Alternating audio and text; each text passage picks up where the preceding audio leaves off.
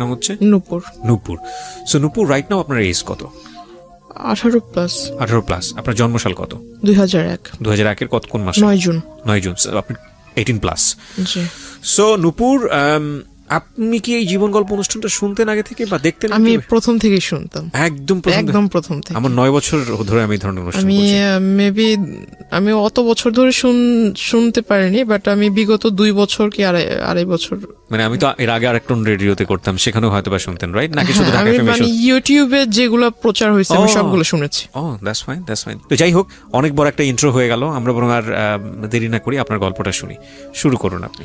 আমার বাবা মা দুজনই বাক ও শ্রবণ প্রতিবন্ধী, তারা দুজনই কথা বলতে পারে না। হয়তোবা এটা এই ইস্যুটার কারণে আমার জীবনের এই অবস্থা। ছোটবেলা থেকে আমি ভালোবাসা কি সেটা পাইনি, বাবা মার ভালোবাসা কি, বড় ভাই বোনের ভালোবাসা কি, আমি আসলে। বাক এবং শ্রবণ প্রতিবন্ধী কি তারা জন্ম থেকে ছিলেন? আমার বাবা জন্মগত ভাবে, কিন্তু আমার মা এসএসসি কমপ্লিট করেছে, তারপর একটা পারিবারিক অনুষ্ঠানে তার টাইফয়েড জ্বর হয়। পারিবারিক অনুষ্ঠানে আপনার রং খেলা হচ্ছিল, গ্রামের বিয়ের ভিতরে যেমনটা হয়। তো রং নাক মুখ দিয়ে গিয়ে খুব খিচুনি হয়, তারপর টাইফয়েড জ্বর থেকে আসলে তার জবানটা চলে যায়। তারপর অনেক চেষ্টা করা হয়েছিল ডক্টরের কাছে, মানে ততক্ষণ অবধি খুব দেরি হয়ে যায় এবং রংটা টোটালি ব্রেনের সাথে জমে যায়, যার ফলে আর কোনো তাকে ঠিক করার উপায় ছিল না। ঠিক করার উপায় যদি থাকতো তাও 99% তার মৃত্যুর চান্স ছিল, যার জন্য তাকে এভাবেই মানে রাখা হয়। আমি এখানে একটু বলে নিচ্ছি, ওনার মা আছেন স্টুডিওর বাইরে এবং ওনার গল্পের প্রেক্ষাপটে হয়তো ওনার মা আসবেন এখানে যদি প্রয়োজন হয়। শুধু মা না, ওনার ছোট বোনও আছেন। আপনারা ধৈর্য ধরে পুরো ভিডিওটা দেখবেন এবং একই সাথে পুরো অনুষ্ঠানটা আপনারা শুনবেন প্রিয় শ্রোতা। প্রয়োজন হলে আমরা ওনাদেরকে স্টুডিওতে নিব। আই এম সরি, মানে খুব খারাপ লাগছে শুনতে। তো এই কারণেই মূলত আপনার বাবার সঙ্গে আপনার মাকে বিয়ে দেওয়া হয়েছে? না, আমার মা খুবই সুন্দরী ছিল। আমি আপনার মাকে দেখে আমি বুঝেছি উনি টিনেজে আরো সুন্দর ছিল, তার চুলগুলো খুব সুন্দর ছিল। তার জন্য বিএফডিসি থেকে অনেক প্রপোজাল এসেছিল ফিল্মের জন্য, অভিনয় করার জন্য। হ্যাঁ, তো আমার বাবাও ফিল্ম এফডিসিতে কাজ করতো। তো বাবা অ্যাকচুয়ালি, মা ওখানে যেত শুটিং দেখার জন্য যেত, কিন্তু তখনই হয়তো বাবার পছন্দ হয়ে যায়, যেহেতু বাবাও কথা বলতে পারতো না, কিন্তু ওনার সাইন ল্যাঙ্গুয়েজটা খুব ভালো ছিল। আচ্ছা আচ্ছা। তো বাবা মাকে দেখে পছন্দ করে ফেলে। এক পর্যায়ে আমার মার পিছু করতে করতে আমার বাড়িতে চলে আসে, সে মানে মুখের উপরে বিয়ের প্রপোজাল দিয়ে ফেলে। কিন্তু এখানে আমার বাবা আসলে এটাকে ভালোবাসা বলে কিনা জানি না, বাবা একটা রং করেছিল, আমার দৃষ্টিতে এটা রং। তার প্রথম বিবাহ হয়েছিল, তার বাবা মা মানে আমার দাদা দাদি ফোর্স করে বিবাহটা করিয়েছিল, যার ফলে সে ওটা তার মানুষ বলে না যে আমাকে জোর করে বিয়ে দেওয়া হয়েছে, বাবা মার ইচ্ছাতে বিয়ে করলাম। তো আমার বাবাও সেটা করেছিল, কিন্তু সেই ওয়াইফের প্রতি আমার বাবার মন থেকে কোনো ভালো লাগা ছিল না, যার ফলে সে ছোটবেলাটা কাটিয়েছে ঢাকাতে। তো আমার আম্মুকে সে খুব পছন্দ করতো, আর ওটাই আমার আম্মুকে বলা যায় যে আমার আম্মুকে মন থেকে সে পছন্দ করে বিয়ে করেছে। এটা আমার ফ্যামিলির কেউ জানতো না। যখন আমি আমার আম্মুর পেটে, তখন মেবি বিষয়টা একটু ফ্লাশ হয় যে আমার বাবা এখানে রেগুলার আসে, হঠাৎ হঠাৎ কোথায় চলে যায়, কোথায় থাকে সে।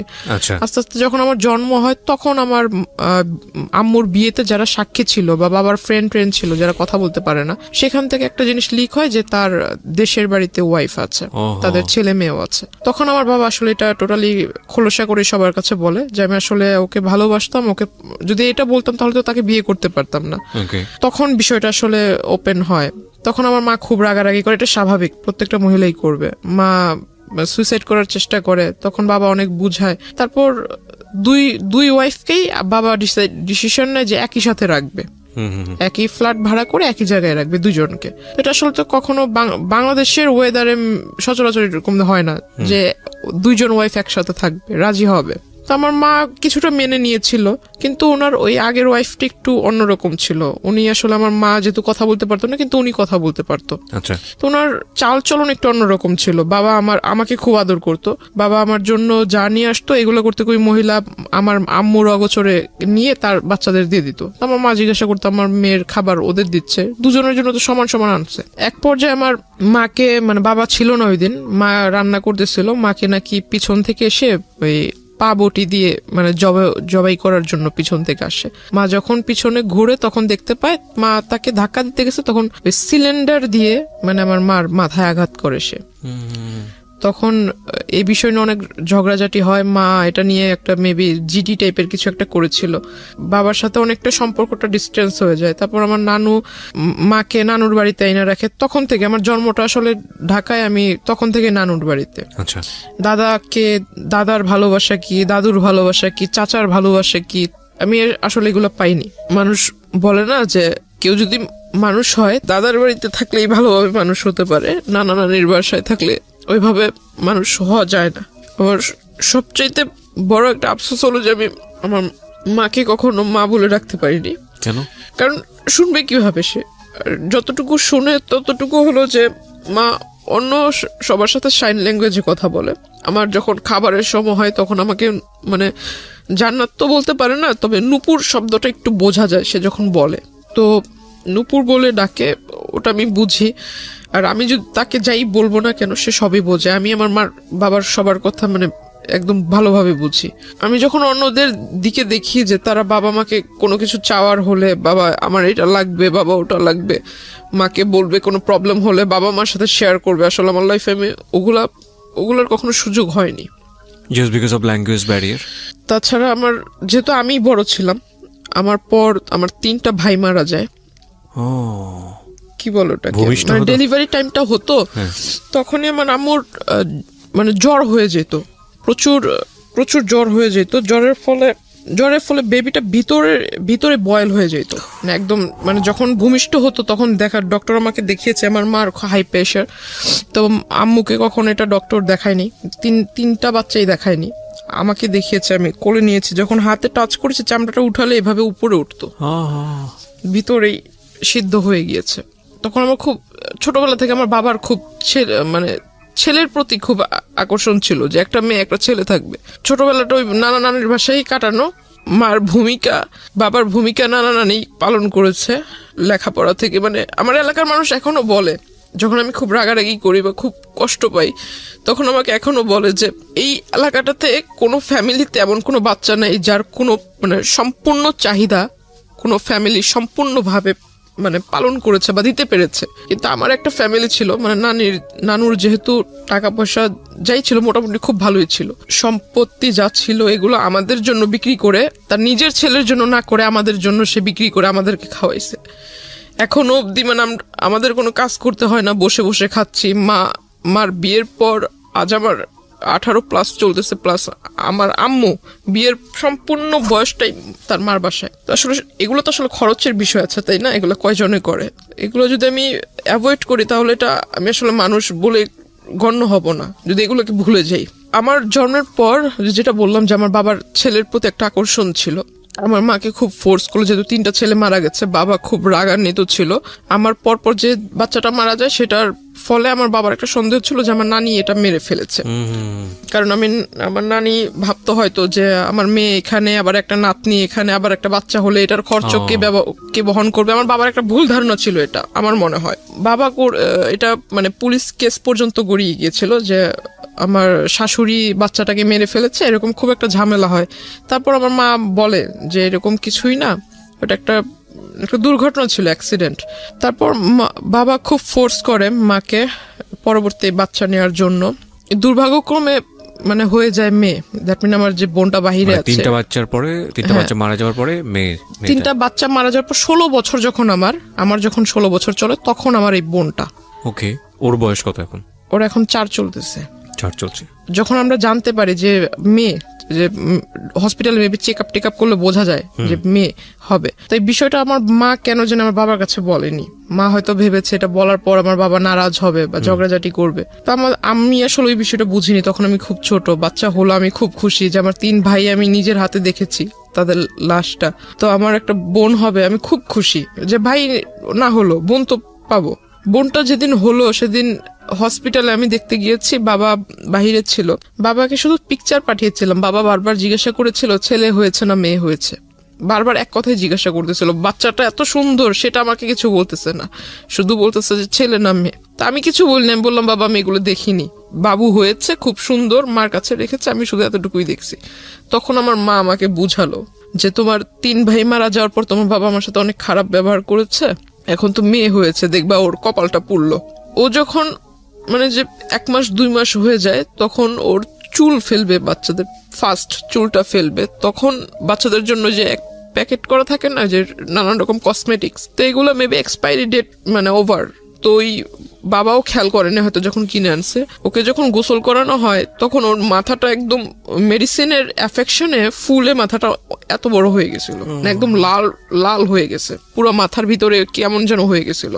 ও একটা না 1 সপ্তাহ অসুস্থ ছিল, হসপিটালে আমরা দৌড়াদৌড়ি করছি। তো হঠাৎ করে আমার বাবা দেশে আসে, কিছুদিন পর বাবা দেশে আসে, বাবাকে বললাম যে এই ঘটনা, বাবা কোথায় বাচ্চাকে দেখবে, কোলে নিবে, মানে এগুলো না হয়ে সে ঢুকেই বলতেছে ছেলে হয়েছে না মেয়ে হয়েছে, মাকে জিজ্ঞাসা করতেছে, মা বলতেছে মাথা নিচু করে মেয়ে হয়েছে। বাবা আমার বোনটাকে কোলে নেয়নি। ওনার আগের ঘরে কি কয়জন ছেলে মেয়ে? তার মেবি 2 ছেলে 1 মেয়ে। তারপরই অবস্থা। হ্যাঁ, ওনার যদি এমন হতো যে না একটা ছেলে নাই, প্রথমত এই আচরণটা ছেলে মেয়ের ক্ষেত্রে করাই উচিত না। দ্বিতীয়ত হচ্ছে যে ওনার তো ছেলে আছে, 2টো ছেলে আছে, তারপর এটা যাই হোক আপনি মেয়ে হিসেবে বলছেন, এটা খুব দুঃখজনক, আসলে আর কিছু বলার নেই। তো আমার তারপর বোনকে তো এরকম দেখছি। বড় সমস্যা হলো যে আমি ছোট থেকে একাকিত্ব, মানে নিজেকে সবসময় একা করে রাখতাম। এটা আমার একটা, আমি মনে করি যে আমার একটা সবচেয়ে বড় ভুল। ইভেন আমি যখন স্কুলে পড়ি আমি কারোর সাথে মিশতাম না, আর আমার কাছে কেন যেন মনে হতো যে আমার আব্বু আম্মু তো এরকম, কারোর সাথে ফ্রেন্ডশিপ করলে অবশ্যই বাবা আমার একটা টপিকস প্রথমেই আসবে যে বাবা কি করে, মা কি করে।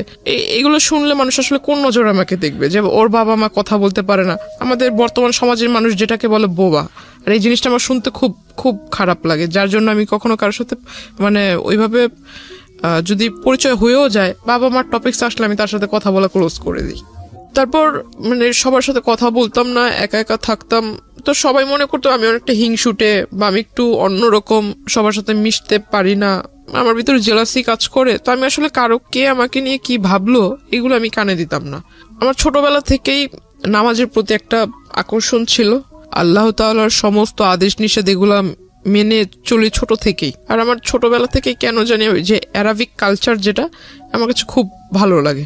তো কলেজে উঠলাম, এসএসসির পর যে 3 মাস বন্ধ থাকে, 3 মাসের ভিতরে অনেক ঘোরাঘুরি হয়েছিল, অনেক জায়গায় মানে ঘুরছি। তো হঠাৎ করে একটা বিয়ের প্রপোজাল আসে আমার জন্য। তো ছেলেটা মেবি রাজনীতিতে জড়িত ছিল। তো যখন শুনলাম যে রাজনীতি করে, ঠিক আছে রাজনীতি করে ভালো, বিয়ের পর হয়তো বউকে ভালোভাবে রাখবে, প্রত্যেকটা ফ্যামিলি চায় তার মেয়ে একটা ভালো ভালো ছেলের কাছে বিয়ে হোক। কি করে যেন বাবা খোঁজ নিয়ে দেখে যে ছেলের আসলে মানে ব্যাকগ্রাউন্ড ভালো না, নেশা টেশা করে, তো এজন্য ওটা রিজেক্ট হয়ে যায়। তারপর ওই ছেলেটা করে কি, মানে রিজেক্ট তো আমার বাবা মানে বললো, বাবার দ্বিমত ছিল। তো ওই ছেলেটা আসলে মানে পরে একটা আমার এলাকাতে ওর পরিচিত কোনো লোক টোক দিয়ে পরে বলে যে আমার নাকি মানে বিয়ের মানে সাংসারিক জীবনে যাওয়ার মতো আমার ভিতরে মানে কি বলে এটাকে মানে সক্ষমতা বা এরকম কিছু নাই। কে বলে এটা? মানে ওই লোকটা বলে। আচ্ছা, যার সঙ্গে বিয়ে হওয়ার কথা। হ্যাঁ হ্যাঁ। তারপর আমার শুনতে মানে যখন শোনার পর আমি আর বাড়িতে কিছু বলিনি, বললাম যে এই লোকের সাথে তো আর আমার বিয়ের সম্বন্ধটা আগায় নেই বা ওইরকম কোনো কথা হয়নি, জাস্ট দেখা সাক্ষাৎ হয়েছে, বাসায় আসছে দেখার জন্য, ওই পর্যন্তই, তাহলে এই বিষয় নিয়ে আর আগায় দরকার কি। ওই বিয়ের প্রস্তাবটা ওটা সবকিছু আমরা ভুলে গেলাম। তারপর আমি ভাবলাম যে সামনে কলেজে ভর্তি হতে হবে, কলেজে যাব, আর নতুন কলেজ, নতুন এরিয়া। যেদিন ফার্স্ট ডে কলেজে গেলাম, খুব মানে প্রথম দিনই খুব মানে ক্লাসের মানে 42 জন স্টুডেন্টের মধ্যে যেন টিচারদের চোখের মনি হয়ে গেলাম।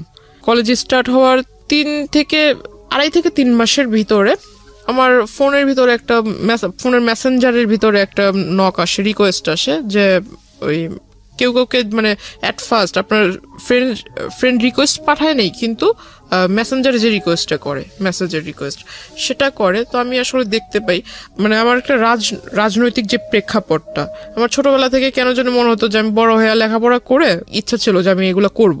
তখন ওই টাইমটাতেই ওই লোকটা আমার প্রোফাইল পিকচারে ছিল, ওই যে পিকচারটা ছিল সেই পিকচারটা দেখে উনি আমাকে নক দেওয়ার পর সে আমাকে ডিরেক্টলি অ্যাট ফার্স্ট নক দিয়ে আমার নাম্বার চায়। ইভেন সে লিখে যে আপনি যদি আমার দলের ভিতরে আসেন তাহলে আপনাকে দেখে অনেক লোক উপলব্ধ হয়ে, আপনাকে দেখে অনেক লোক, আপনার আশেপাশের অনেক লোক আমার এখানে আসবে। আপনার প্রোফাইল পিকচারের মধ্যে দলীয় কোনো ব্যাপার স্যাপার ছিল? হ্যাঁ হ্যাঁ। ওকে। আর আমি জানতাম না যে প্রোফাইল পিকচার আমার সাথে যিনি ছিল ওনার সাথে আবার ওনার আগে থেকেই পরিচয় আছে। ওটা উনি দেওয়ার পর আপনার প্রোফাইল পিকচারের মধ্যে এমন একজন ব্যক্তি ছিল যার সঙ্গে যিনি আপনাকে নক দিয়েছেন তার পরিচয় ছিল। হ্যাঁ ওকে। মানে ওনার ওখানে উনি কাজ করতো, যিনি আমাকে নক দিয়েছে। তো উনি আমাকে যখন এই মেসেজ দেয় তখন আমি ভাবলাম যে উনি আমাকে মেসেজ দিয়েছে, আমি ওনাকে চিনি না, উনিও আমাকে চিনে না। এই প্রথম যেহেতু মেসেজ দিয়েছে, মেসেজ দিয়ে আবার নাম্বার চাচ্ছে প্রথমেই নাম্বার চাচ্ছে, প্লাস বলছে যে আমার দলে আসলে আপনার লাইফটা অনেক ভালো হবে, লাইফটা অনেক ভালোভাবে লিড করতে পারবেন, অনেক বড় পোস্ট পাবেন, দেশে বিদেশে ভ্রমণ করতে পারবেন, আরো অনেক কথা।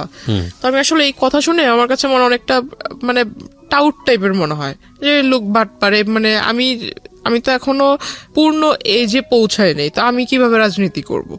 আর আমাকে সে পোস্ট দিবে, আমি পোস্ট মানে আমার একটা সিগনেচারে মানুষ এই দেশ থেকে ওই দেশে চলে যাবে, এটা আবার এমন কোন ক্ষমতা? দুনিয়াতে তো অনেক রাজনীতিবিদ আছে যাদের বয়স অনেক বেশি, একটা নির্দিষ্ট টাইম থাকে না। তো আমিও ওটা মিন করে মানে তার সাথে আর কথা বলিনি, সে আমাকে রিকোয়েস্ট পাঠিয়েছে, তার সাথে কোনো কথা না বলে আমি সাথে সাথে রিকোয়েস্টটা রিমুভ করে দিই। অনেকদিন যায়, সে আবার অন্য একটা আইডি থেকে রিকোয়েস্ট মানে ওইভাবে রিকোয়েস্ট করে সেম কথা বলে, তখন আমি বুঝতে পারি যে অন্য আইডি হলে কি হবে, লেখা তো সেম, নাম্বারটাও সেম, আমি ওটা রিমুভ করে দিই। তারপর সে আমাকে সে একটা কাজ করেছিল যে আমার ফেসবুকের ভিতরে যে পিকচারগুলো আমি আপলোড দিতাম সেগুলো সবকিছু পাবলিক ছিল, পাবলিক থাকলে মেবি লাইক টেক বেশি আসে এরকম কিছু।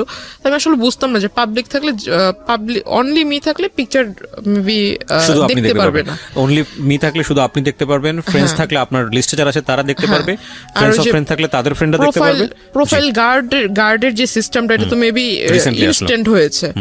তো তখন প্রোফাইল পিকচারে ওইরকম লকটক সিস্টেম ছিল না, পিকচারটা সে ডাউনলোড করে রেখেছে, ডাউনলোড করে মেবি ওই যে প্রিন্ট আকারে বের করেছে। তারপর আমার ওখানে ইউনিফর্ম পরা কিছু ছবি ছিল, ইউনিফর্মের সাথে আপনার যে আইডি কার্ডের যে লেসটা হয়, লেসের ভিতরে কলেজের নাম ছিল, সে সমস্ত কিছু ডাউনলোড করে মানে টোটালি অ্যাডভান্স ছিল, কোন পিকচারে মানে কোন ডেটে কোন পিকচার ছেড়েছি, আজকে একটা পিকচার ছেড়েছি, যে কমেন্ট করেছে সে কালকের পিকচার স্টাডি করেছে জিনিসগুলো, হ্যাঁ সমস্ত কিছু সে নোট করেছে, প্লাস স্ক্রিনশট রেখেছে কারা কারা মানে রেগুলার কমেন্ট করে, লাইক করে, প্লাস ওইখানে আপনার লাইক কমেন্ট এন্ড স্মাইলি দেওয়ার সিস্টেম আছে, লাভ চিহ্নর মেবি একটা রিঅ্যাকশন আছে, ওইরকম কারা কারা দেয়, হ্যাঁ সমস্ত কিছু। সে একটা মানে তার একটা স্বভাব ছিল কি সবকিছু লিখে, মানে কাগজ কলম তার কাছে মানে সবকিছু লেখার ভিতরে সে এক্সপার্ট ছিল। তো এরকম নোট করে রাখে, ছবি টবি প্রিন্ট করে রাখে, যা যা ছবি ছিল সমস্ত ছবি সে ডাউনলোড করে। তারপর যে কলেজের ছবিটা ছিল সেই ছবিটা নিয়ে আমার কলেজে যায়, কলেজে যাওয়ার পর এটা খোঁজে, কলেজের ওইখানে আমাদের সিস্টেম ছিল যে বাহিরের কেউ আসতে পারবে না, প্লাস কোনো গার্ডিয়ান ভিতরে আসতে পারবে না, গার্ডিয়ান যদি আসে তাহলে গেটের বাইরে থাকতে হবে, টাইম হয়ে যাবে ছুটির তখন নিয়ে যাবে। তো সে করতো কি যে কলেজ গেটের এখানে যারা পাহারাদার থাকতো, আনসার টাইপের কিছু লোক ছিল, তো এদেরকে পিকচার দেখাতো। এখন স্টুডেন্ট অনেক, কয়জন রে ওই দারোয়ানরা মনে রাখবে, তো এটা আসলে পসিবল হয় না। সে করতো কি রোডের ওই পার অপোজিটে ছিল আপনার ছোট একটা ক্যাফে শপ, সেখানে মানে আমি কখন আসলে যেতাম না, তো ওইখানে এসে মানে ভিতরে গ্লাস সিস্টেম ছিল, ভিতরে বসে বাইরে দেখা যাবে কিন্তু বাইরে থেকে কেউ বুঝতে পারবে না যে ভিতরে কেউ আছে কিনা, এমন সিস্টেম ছিল। তো সে ভিতর থেকে আমাকে ফলো করতো, ইভেন সে দারোয়ানকে আর ওই ক্যাফের ওই যারা সার্ভিস করে, সার্ভ টার্ভ করে, ওয়েটার, এদেরকে মানে টাকা দিয়ে রেখেছিল। যে এটা তো আপনি একদম পরে গিয়ে জেনেছেন, ইনিশিয়ালি তো আপনি এগুলো জানতে পারেননি, যখন তার সঙ্গে আপনার পরিচয় হয়েছে বা সামথিং, আমি গেস করছি যে কিছু একটা হয়েছে, ইনিশিয়ালি আপনাকে নক করলো কিভাবে সেদিকে একটু জান প্লিজ। হ্যাঁ, তো মানে তার সাথে আমার কিভাবে পরিচয় হয় এটা সেই জায়গাটাই জান। আচ্ছা, তারপরে কি তো আপনি জানতে পেরেছেন তখনই আমি ফলো করি, মানে সে যে দোকানে বসে থাকতো তখন আমি এটা ফলো করছি বেশ কয়েকদিন, কারণ যে তার প্রথম আইডি থেকে যখন আমাকে নক করে সেখানে পিকচার ছিল পাসপোর্ট সাইজ, মানে সে আরো মেবি আরো 10 বছর আগে পিকচার তুলেছিল সেই পাসপোর্ট সাইজের ছবি, কিন্তু সে বর্তমানে যেরকম দেখতে এমন কোনো পিকচার ছিল না। আর তার প্রোফাইলে যেহেতু তার সাথে আমার ফেসবুক ফ্রেন্ডশিপ ছিল না, তো তার ওইখানে ঢুকে জাস্ট তার অতীতের যে কিছু কিছু পোস্ট সেটা দেখতে পাচ্ছিলাম। রিসেন্টলি যে পোস্টগুলো আপলোড করেছে এগুলো দেখার কোনো সুযোগ ছিল না আমার জন্য। পিকচারে যেটা দেখেছিলাম প্রোফাইল পিকচারে কিছু কিছু আইডিয়া ছিল, যদি আমি তার ওই ড্রেস আপ বাদ দিয়ে শুধু ফেসটার দিকে ফোকাস করি, গুগলস বাদ দিয়ে যদি ফেসটাকে দেখি তো কিছুটা মিল পাচ্ছিলাম। এই লোক আমাকে নক করেছিল, আর এই লোকটাই প্রতিদিন এভাবে এই জায়গায় দাঁড়িয়ে থাকে, এভাবে আমার দিকে তাকিয়ে থাকে। অনেক মেয়েই তো আছে, সে আমাকে দেখে দেখে মুস্কি হাসির মানে কি, তাই না? এটা কিছু কিছু তো বুঝতে পারি।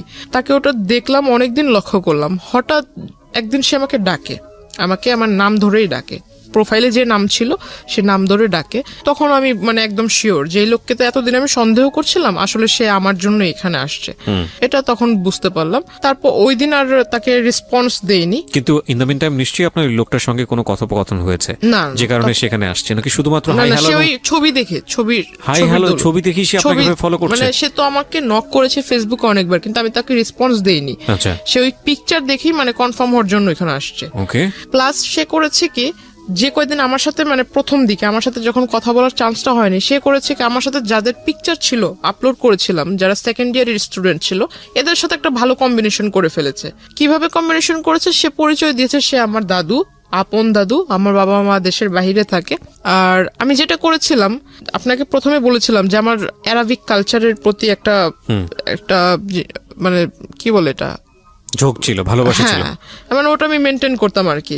তো আমি করেছিলাম যে যারা, তখন আমি আসলে বুঝতাম না, আইডিটা যেহেতু আমার ক্লাস 8 থেকে শুরু, তো আমি আসলে বুঝতাম না। আমি অনেকেরই দেখেছি যে ফেক আইডি তৈরি করে, তখন বুঝতাম না ফেক আইডি কি। অনেকে অনেক রকম ডিটেলস দেয় যে আমি থাকি এখানে কিন্তু অ্যাড্রেস দেয় অন্য জায়গার। তো আমি যেহেতু অ্যারাবিক কান্ট্রি লাইক করতাম, তো আমি করেছিলাম কি যে ইউনাইটেড মানে আপনার দুবাইয়ের একটা অ্যাড্রেস দিয়েছিলাম, স্কুলও ওইখানকার দিয়েছিলাম। তো আমি মানে আরবিতেও ভালো, ইংরেজিতে মোটামুটি ভালো, বাংলায়ও ভালো। তো আমার মানে এটা দিলে কে এটা দেখতে আসবে, আমার ধারণা ছিল এরকম। আর আইডিটাও খুলে দিয়েছিল আমার এক ভাগিনা। তো আসলে পাসওয়ার্ড টাসওয়ার্ড সব ও জানতো, এগুলোর প্রতি এটা যে আসলে ইম্পর্টেন্ট এটা আর আমার মাথায় ছিল না। সে ওই জিনিসটা আসলে নোটিস করেছে যে আমি দুবাইয়ের নাগরিক, আমার বাবা মা ওখানে থাকে, সেও এটা পরিচয়। ঠিক আছে, আমার বাবা মা দুবাইতে থাকে, আমি ওইখানে স্কুলে লেখাপড়া করেছি, বাংলাদেশে আসছি বড় হয়ে, এখন এখানে কলেজে পড়তেছি। সে জানে না যে আমি বাংলাদেশি হাই স্কুল আর প্রাইমারি লেভেল পার করেছি।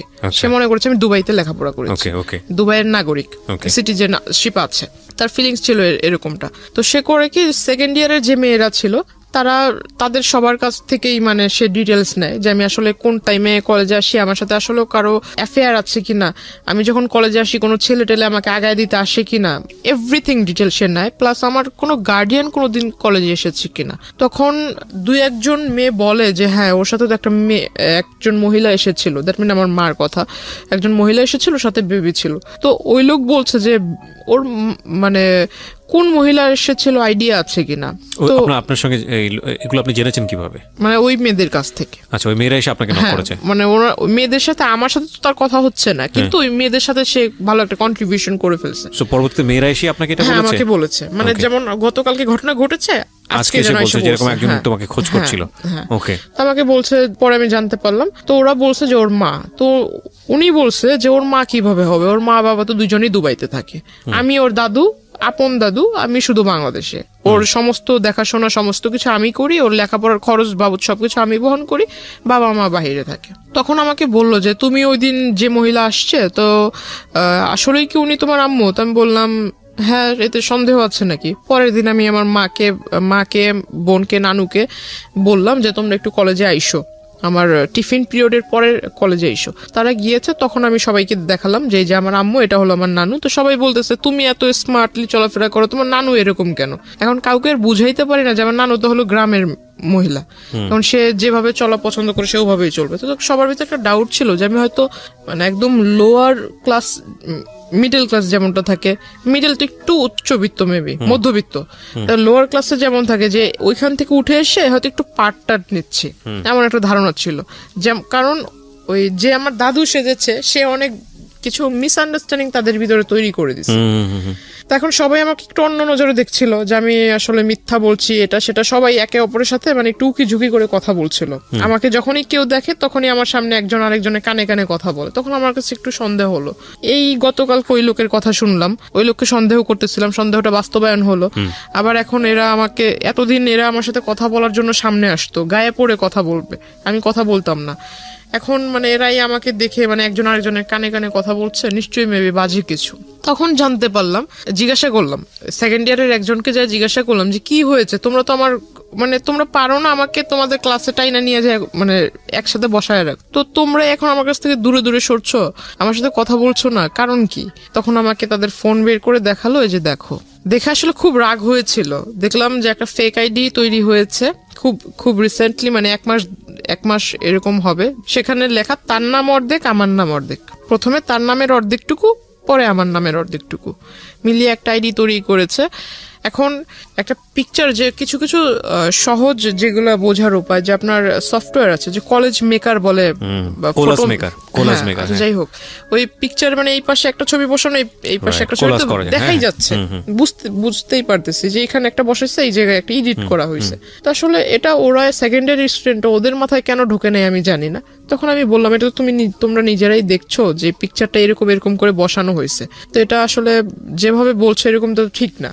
আর তোমরাই বলতেছো ওই লোক তোমাদের কাছে পরিচয় দিচ্ছে আমার দাদু, তারপর এইখানে লেখা যে হাজব্যান্ড ওয়াইফ, তাহলে তোমরা এটা কিভাবে মানছো? ওইখানে লেখা ছিল হাজব্যান্ড ওয়াইফ। হ্যাঁ, হাজব্যান্ড ওয়াইফ, তার সাথে আমার অনেক আগের থেকে রিলেশন, সে আমাকে বিয়ে করবে, বিয়ে করে নাই, বিয়ে করবে, কিন্তু হাজব্যান্ড ওয়াইফ, ওই যে এঙ্গেজ করলে মানুষ বলে না যে অলরেডি বিয়ে হয়ে গেছে, এরকম টাইপের, যে কাবিন টাবিন করে যখন আংটি পরালে মেবি এরকম কিছু একটা ইন রিলেশনশিপ রেখা ছিল এরকম। তো আইডিটার ভিতর বেশি কয়েকটা ছবি ছিল না, তবে আমার প্রোফাইলে যে কিছু ছবি ছেড়েছিলাম এখান থেকে কিছুটা ওইখানে দেখেছি। তখন পর্যন্ত ওই লোকটার সঙ্গে আপনার কোনো কথা হয়নি। তারপরে যে আমি তার সাথে মানে একটা আগ্রহ জাগলো, তার সাথে এবার কথা বলবো আমি। এতদিন সে আমাকে ফলো করছিল, এবার আমি তার সাথে মানে সামনাসামনি কথা বলবো। তখন আমি তার আইডিতে নক দেই। আইডিতে নক দেওয়ার ফলে সে আমাকে ডিরেক্টলি বলে যে আমি আইডিতে মেসেঞ্জারে কথা বলবো না, নাম্বার দেন, নাম্বারে ফোনে কথা বলবো। আমি বললাম এখন তো আমার মানে জানতে হবে সে যে এই কাজটা করলো, এত বড় একটা সমস্যা তৈরি করলো আমার জন্য, এটা মাত্র আমার কলেজের স্টুডেন্ট মানে ক্লাসমেট বা সিনিয়র স্টুডেন্টও দেখেছে।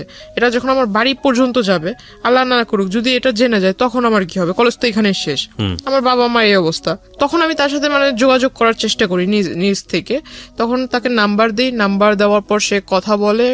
সে আমাকে বললো যে আমি আপনার সাথে দেখা করব। তা আমি বললাম দেখা তো আমিও আপনার সাথে করব, আমার মানে আপনি আমার দাদু হন এটা আমি জানতে পারলাম। বলতেছে কার কাছ থেকে জানলেন? তো আমি বললাম এত কিছু আপনার জানার দরকার নেই, আপনি আমার দাদু হন আমি জেনেছি, কেমন দাদু হন আমি দেখবো।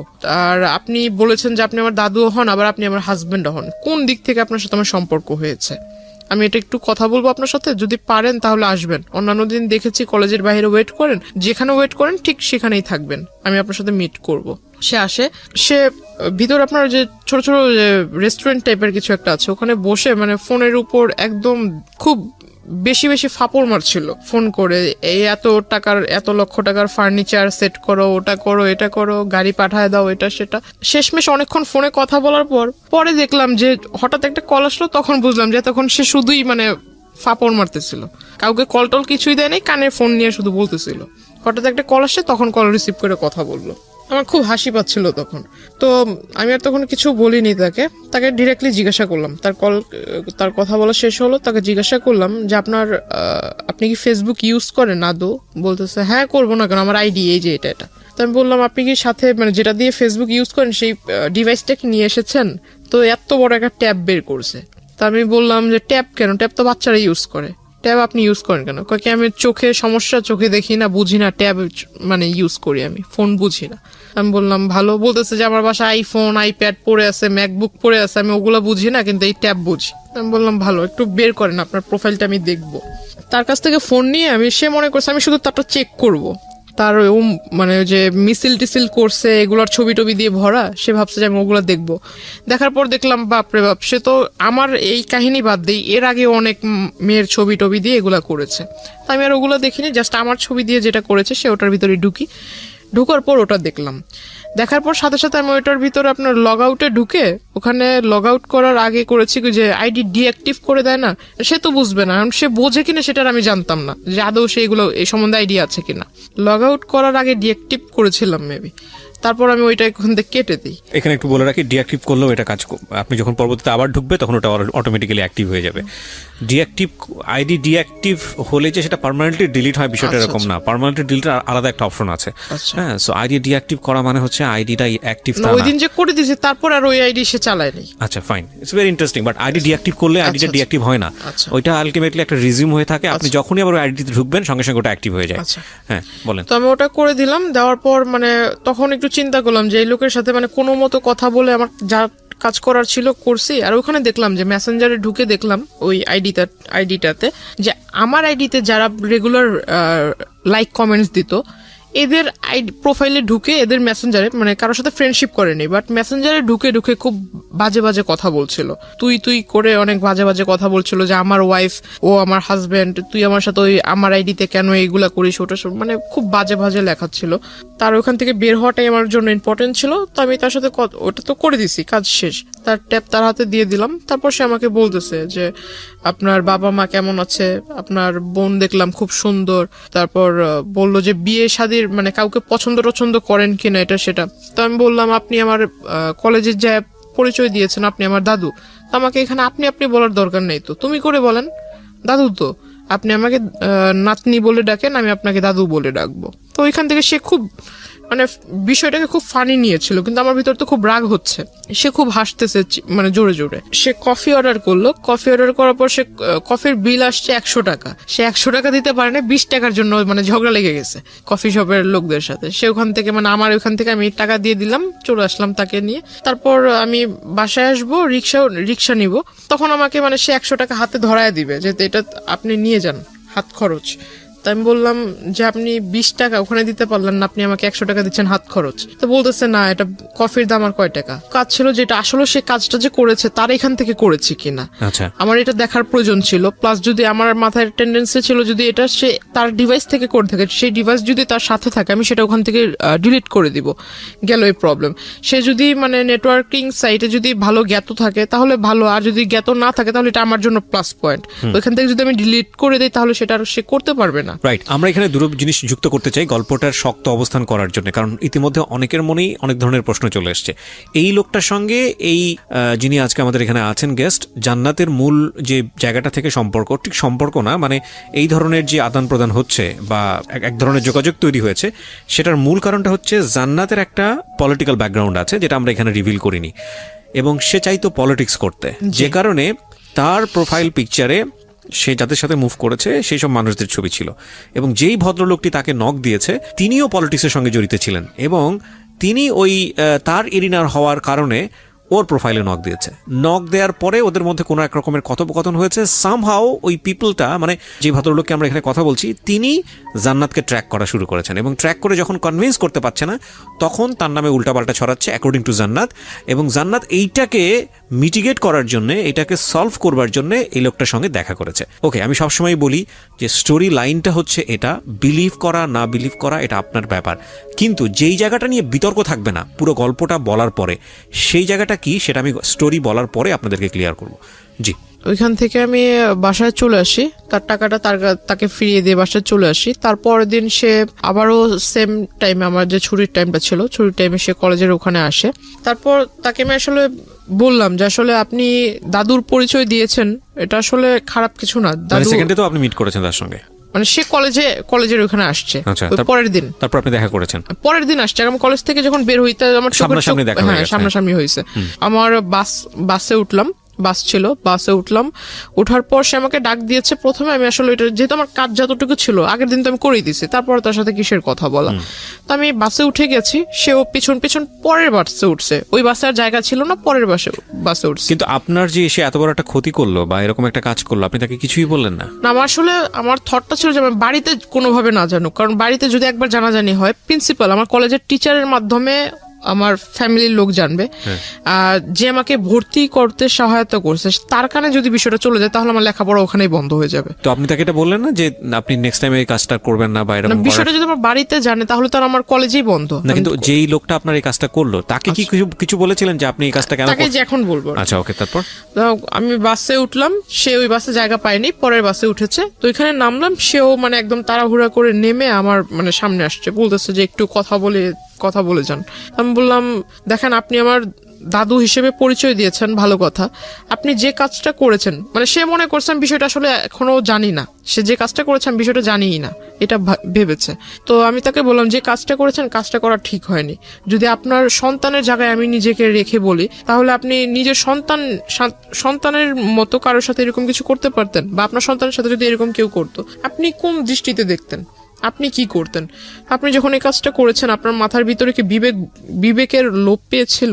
সে বলতেছে আমি এমন কি কাজ করেছি, আমি তো এমন কিছু করিনি। তখন আমি আমার ফোন থেকে ওই আইডিটা বের করে তাকে দিলাম, এটা কি করেছেন?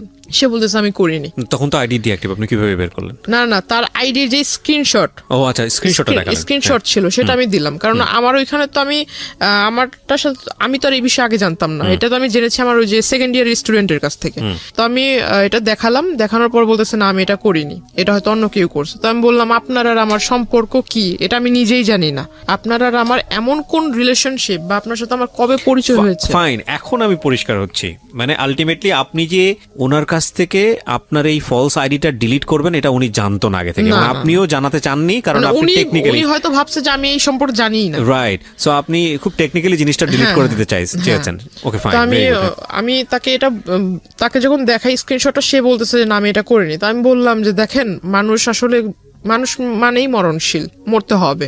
আর আপনি যেভাবে মানে ডায়লগ মারেন এগুলো আসলে আমার সামনে, আমি আসলে যেটা বললাম যে আমি স্ট্রেট ফরওয়ার্ড কথা বললি, এতে যদি কারো খারাপ লাগে আমার কিচ্ছু যায় আসে না, খারাপকে আমি খারাপ বলবো। আমি তাকে মুখের উপরে বলছি যে এইসব ভণ্ডামি ছেড়ে ভালো হন, রাজনীতি করেন বলে যে আপনার প্রভাব আমাকে খাটাবেন বা আপনি আমাকে উমুকের ভয় দেখাবেন, আমি কিন্তু এতে ভয় পাবো না, আর এইসব কথা আমাকে বললেন না। আর যে কাজটা করেছেন কাজটা মোটেও ঠিক হয়নি, আপনাকে আমি সাবধান করব কিভাবে সেটা জানি না, তবে আমি আপনাকে অ্যালাউট করবো যে আপনি এই কাজটা কখনো করেন না। আপনার কাছে একটা রিকোয়েস্ট থাকবে যে আমার কলেজের এখানে সেইভাবে মানে মানুষের সামনে নাম ধরে ডাকা, এই জিনিসটা আমার নিজের কাছেও খারাপ লাগে, আর অন্য 10 জন দেখলে সে তো ভালো কিছু ভাববে না খারাপ ছাড়া। যেহেতু আমি মেয়ে, ছেলে হলে এক কথা। বয়সে উনি কি দাদুর মতোই ছিল? 65। ও ওকে, উনি 65, আপনি 16 তখন, রাইট। কিন্তু সে নিজেকে মানে সে আমার সাথে যখন মিট হয় তখন নিজেকে মানে একদম ওই যে টিনেজারদের মতো, মানে কেউ ড্রেস আপ চেঞ্জ করলে তো আর সে টিনেজার হবে না। ওকে, বোঝা যায় আর কি জিনিসটা। হ্যাঁ, ড্রেস আপ চুলে করপ টলপ করে, হ্যাঁ ওইরকম ড্রেস আপ করে আসতো। এগুলো তাকে বললাম, বলার পর সে আসলে হেসে উড়াইয়া দিল। মানে সে বলতেছে যে ঠিক আছে, তাহলে যেহেতু তুমি সবকিছু জানতে পেরেছো আর আমি একটা ভুল করেছি, তাহলে এটা কিভাবে মাফ চাইবো সবার সামনে? এই মানে এই মুহূর্তে রাস্তায় সবার সামনে কি পা ধরে মাফ চাবো? আমি বললাম যে এটা আপনি মূর্খর মতো কথা বলেন কেন? এমন একটা কাজ করেছেন, আপনার তো মানে লজ্জিত হওয়া উচিত, লজ্জা পাওয়া উচিত। আপনি আমাকে ভালোভাবে বলতে পারেন যে আমার ভুল হয়েছে, আমি জিনিসটা ভুল করে ফেলছি। আর আপনি যেভাবে বলছেন এটা তো আসলে মানে ভালো মানুষের মতো কথা হচ্ছে না। তাকে বলার পর তারপরও তার কোনো মানে ফিলিংস ছিল না যে আমি একটা অন্যায় করেছি এটা। তাকে আমি ওইখান থেকে আমি চলে আসি, তার সাথে আর কথা বলিনি। পিছন থেকে অনেক ডাক ছিল, আমি আর তার কথা সাড়া দেইনি, রিক্সায় করে চলে আসি। তার পরের দিন সে আসেনি। ওই দিন আমার কিছু মানে ক্লাসমেট ওরা আবার ওই যে আসার সময় আপনার ওইখানে স্ট্রিট হকাররা বসতো, আবার স্ট্রিট ফুড টুটও ভালো ছিল। তো ওরা করতো কি ওইখানে একটা ঢালে এসে খাবার খেত, আইসক্রিম টেসক্রিম এগুলো সবাই আড্ডা দিত। তো আমাকে বলতেছে যে ঠিক আছে চলো, আজকে তোমার সাথে তো আমাদের ওইভাবে পরিচয় হয়নি বা ওইভাবে কথা টথা হয়নি কখনো, আমাদের সাথে চলো একটু, আধা ঘন্টা লেট হলে কিছু হবে না। তো আমার বাড়ি থেকে একটা ছিল, যখন কলেজ ছুটি হয়ে যাবে তার আধা ঘন্টার ভিতরে বাড়িতে থাকতে হবে। এখন সব সময় তার এটা পসিবল হয় না, কারণ রাস্তা যদি জ্যাম থাকে আধা ঘন্টা একটু ওভারও হইতে পারে। একটু ওভার হইলে আমার বাসা থেকে আবার একটু রাগারাগি করতো, অন্য কিছু ভাবতো। তো আসলে পরে আমি ওই দিন একটু দেরি হয়ে গেছিল, ওই দিন 2টার মতো বেজে যায়। তারপর আমি বাসা থেকে ওইখান থেকে রিক্সা নিয়ে চলে আসি, বাসা থেকে জিজ্ঞাসা করলো, পরে বললাম এই কাহিনী। তখনও অব্দি শুধু যেহেতু আমি ছোটবেলা থেকে সবকিছু আম্মুর সাথে মানে যে সাইন ল্যাঙ্গুয়েজে আমার কোনো কিছু যেটা করতে যাব বা কোনো কিছু করার একটা স্টেপ নিয়েছি আম্মুর সাথে শেয়ার করতাম, কারণ আমি জানি যে আমার আম্মু আমি যা বলবো সেটা শুধু ভালো হলে আমাকে একটা ভালো সাজেশন দিবে, খারাপ হলেও বুঝাবে, কিন্তু কারোর সাথে এটা লিক করবে না। ওকে। তো বাবার সাথে আমার সম্পর্ক ভালো, কিন্তু বাবার সাথে শেয়ার করার সাহস ছিল না, মার সাথেই করতাম। তো মাকে আমি অলরেডি বলে দিচ্ছি বিষয়টা, ছবি টবিও দেখালাম যে মা এই লোকে এই ঘটনাগুলো করছে।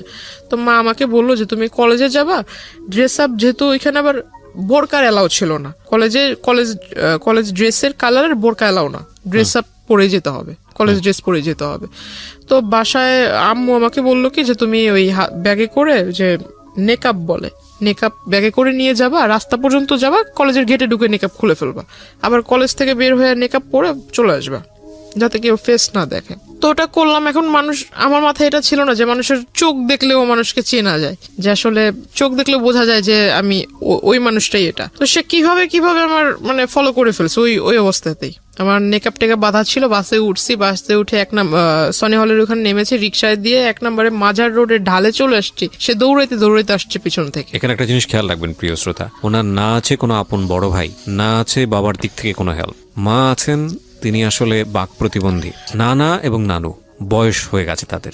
সুতরাং এরকম একটা মেয়ে এরকম একটা বখাটে লোকের দ্বারা প্রতিনিয়ত হ্যারাসমেন্টের শিকার হচ্ছে।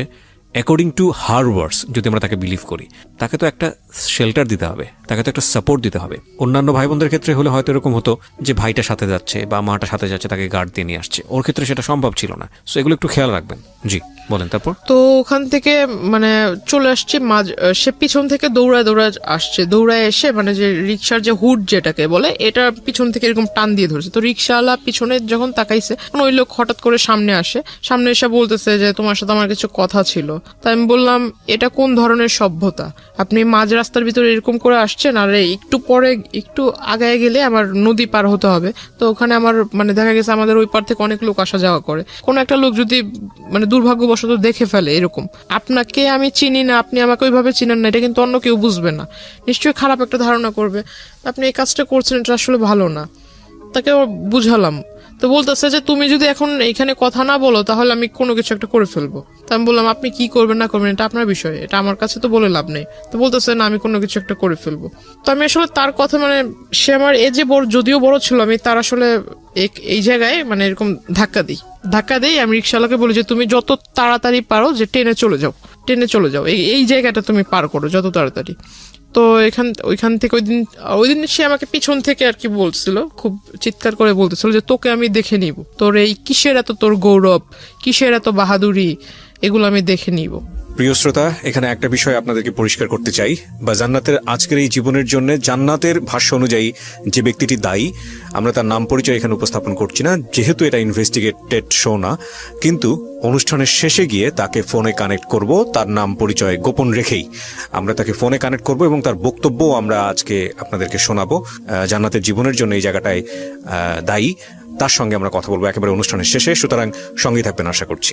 সে আসলে কি করবে এমন, আর সে যদি ওই রকম রাজনৈতিক নেতাই হয়, বড় কোনো রাজনৈতিক নেতা হয়, তো প্রত্যেকটা বড় রাজনীতিবিদ মনে করে যে আমি একটা কিছু করতে যাব, এটা যাতে পাবলিশ না হয়। তার রাজনৈতিক ক্যারিয়ার আছে। তো এই লোক যদি অত বড় নেতাই হয় তাহলে সেই রাস্তার ভিতরে এগুলো করবে কেন? দ্য পয়েন্ট ইজ দ্যাট আপনারও তো রাজনীতির ব্যাকগ্রাউন্ড ছিল, এবং আপনার সম্পর্কে আমি যতটুকু জানি তাতে আপনার যে আত্মীয় স্বজন তারাও মোটামুটি হাই অফিসিয়ালস। তো আপনি কেন তখন একটা স্টেপ নিচ্ছিলেন না? যেহেতু আপনি যে রাজনীতি করতে চান, যে দলের রাজনীতি করতে চান, সেই দলেরই রাজনৈতিক পরিচয় উনি দিচ্ছে। তো আপনি তখন কেন একটা স্টেপ নিচ্ছিলেন না? কারণ এটা তো এক্সিট লেভেলে চলে যাচ্ছে। আমি জিনিসটা আসলে হাইড করে রাখতে চাচ্ছিলাম। সামহাও এটা হলে আপনার লেখাপড়া বন্ধ হয়ে যাবে। কারণ আমার 2 মাস পর পরীক্ষা, ফার্স্ট সেমিস্টার। রাইট। আমি আসলে কোনো মতো মানে ওনার কাছ থেকে পিছু ছাড়াতে চাচ্ছিলাম। ততদিনে এই ভদ্রলোকটা কি আপনার উইকনেস গুলো বুঝে গেছে যে ও আপনি এটা হাইড করতে? আগে থেকেই নোট করেছে। ইভেন আমি ওই দিন যেটা জানতে পারলাম, আমি যখন তার এখানে ধাক্কা দেই, তার শোল্ডারে যখন ধাক্কা দেই, সে আমাকে যে পিছন থেকে যে বলেছিলাম, তো এই জিনিসটা ইগনোর করেছি। কিন্তু সেই দিন বিকেল বেলা সে করেছিল কি, আমাদের যে নদীর ঘাট যেটা, ওইখানে মানে নৌকাওয়ালা গুলা হলো একদম পার্মানেন্ট নৌকাওয়ালা, এরা চেঞ্জ হবে না, সবসময় এরাই ওখানে নৌকার পারাপার করে।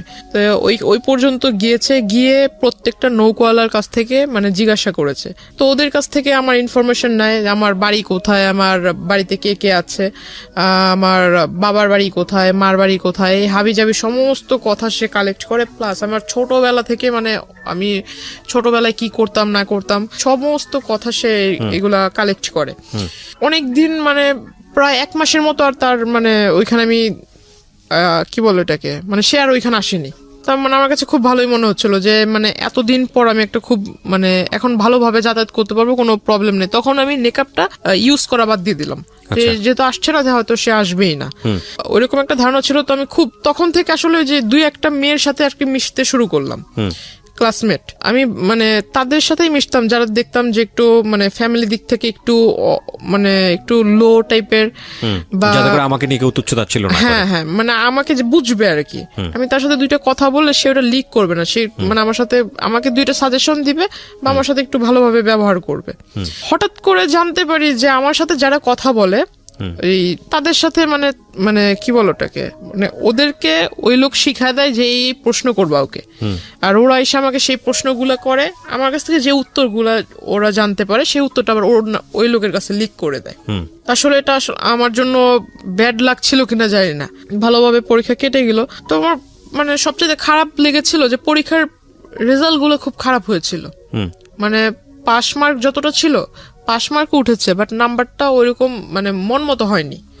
তো তখন আসলে বাড়ির মা খুব বলল যে কেন এরকম হয়েছে। আমার নানা নানু তো এরকম শিক্ষিত না, তবে মানে তারা ওই মানে পাশ করেছে, ভালো নাম্বারে পাশ করেছে এটা শুনলেই মানে এনাফ।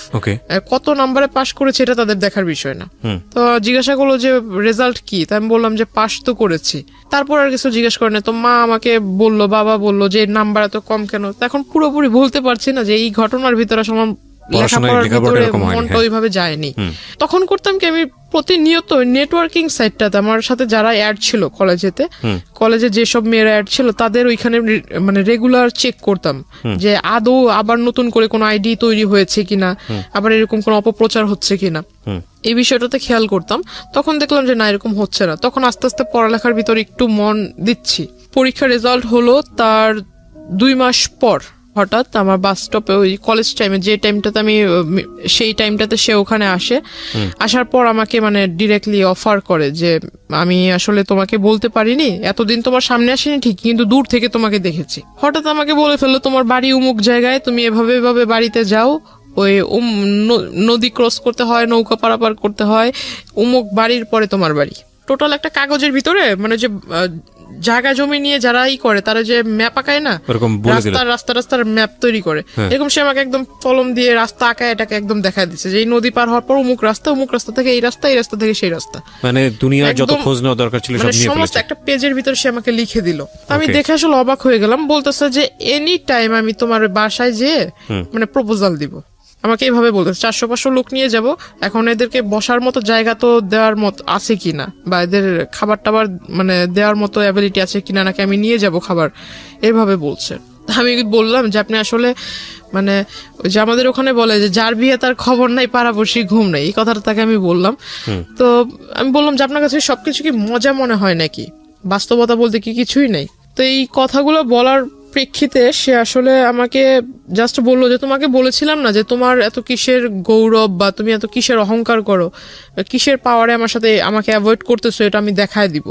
আর আমি কি, তুমি যে আমাকে বললা যে আমি ভণ্ডামি করছি, এটা আমি দেখায় দিব। তো সে আসলে ওইখানে হঠাৎ একদিন মানে এই পাঞ্জাবি পরে কোটি টুটি পরে আমার বাড়িতে হাজির, দুপুর আনুমানিক 3টা বিকেলই বলা চলে, আপনার বাসাতে, হ্যাঁ 3টার দিকে। শুধু বাড়িতে যখন ঢুকবে, আমার যেহেতু রাস্তার পাশে ঘর, চিকন রাস্তা ছিল, রাস্তার পাশে ঘর, বাহির থেকে বলছে যে আমি আসছি, এভাবে বলতেছে যে আমি আসছি।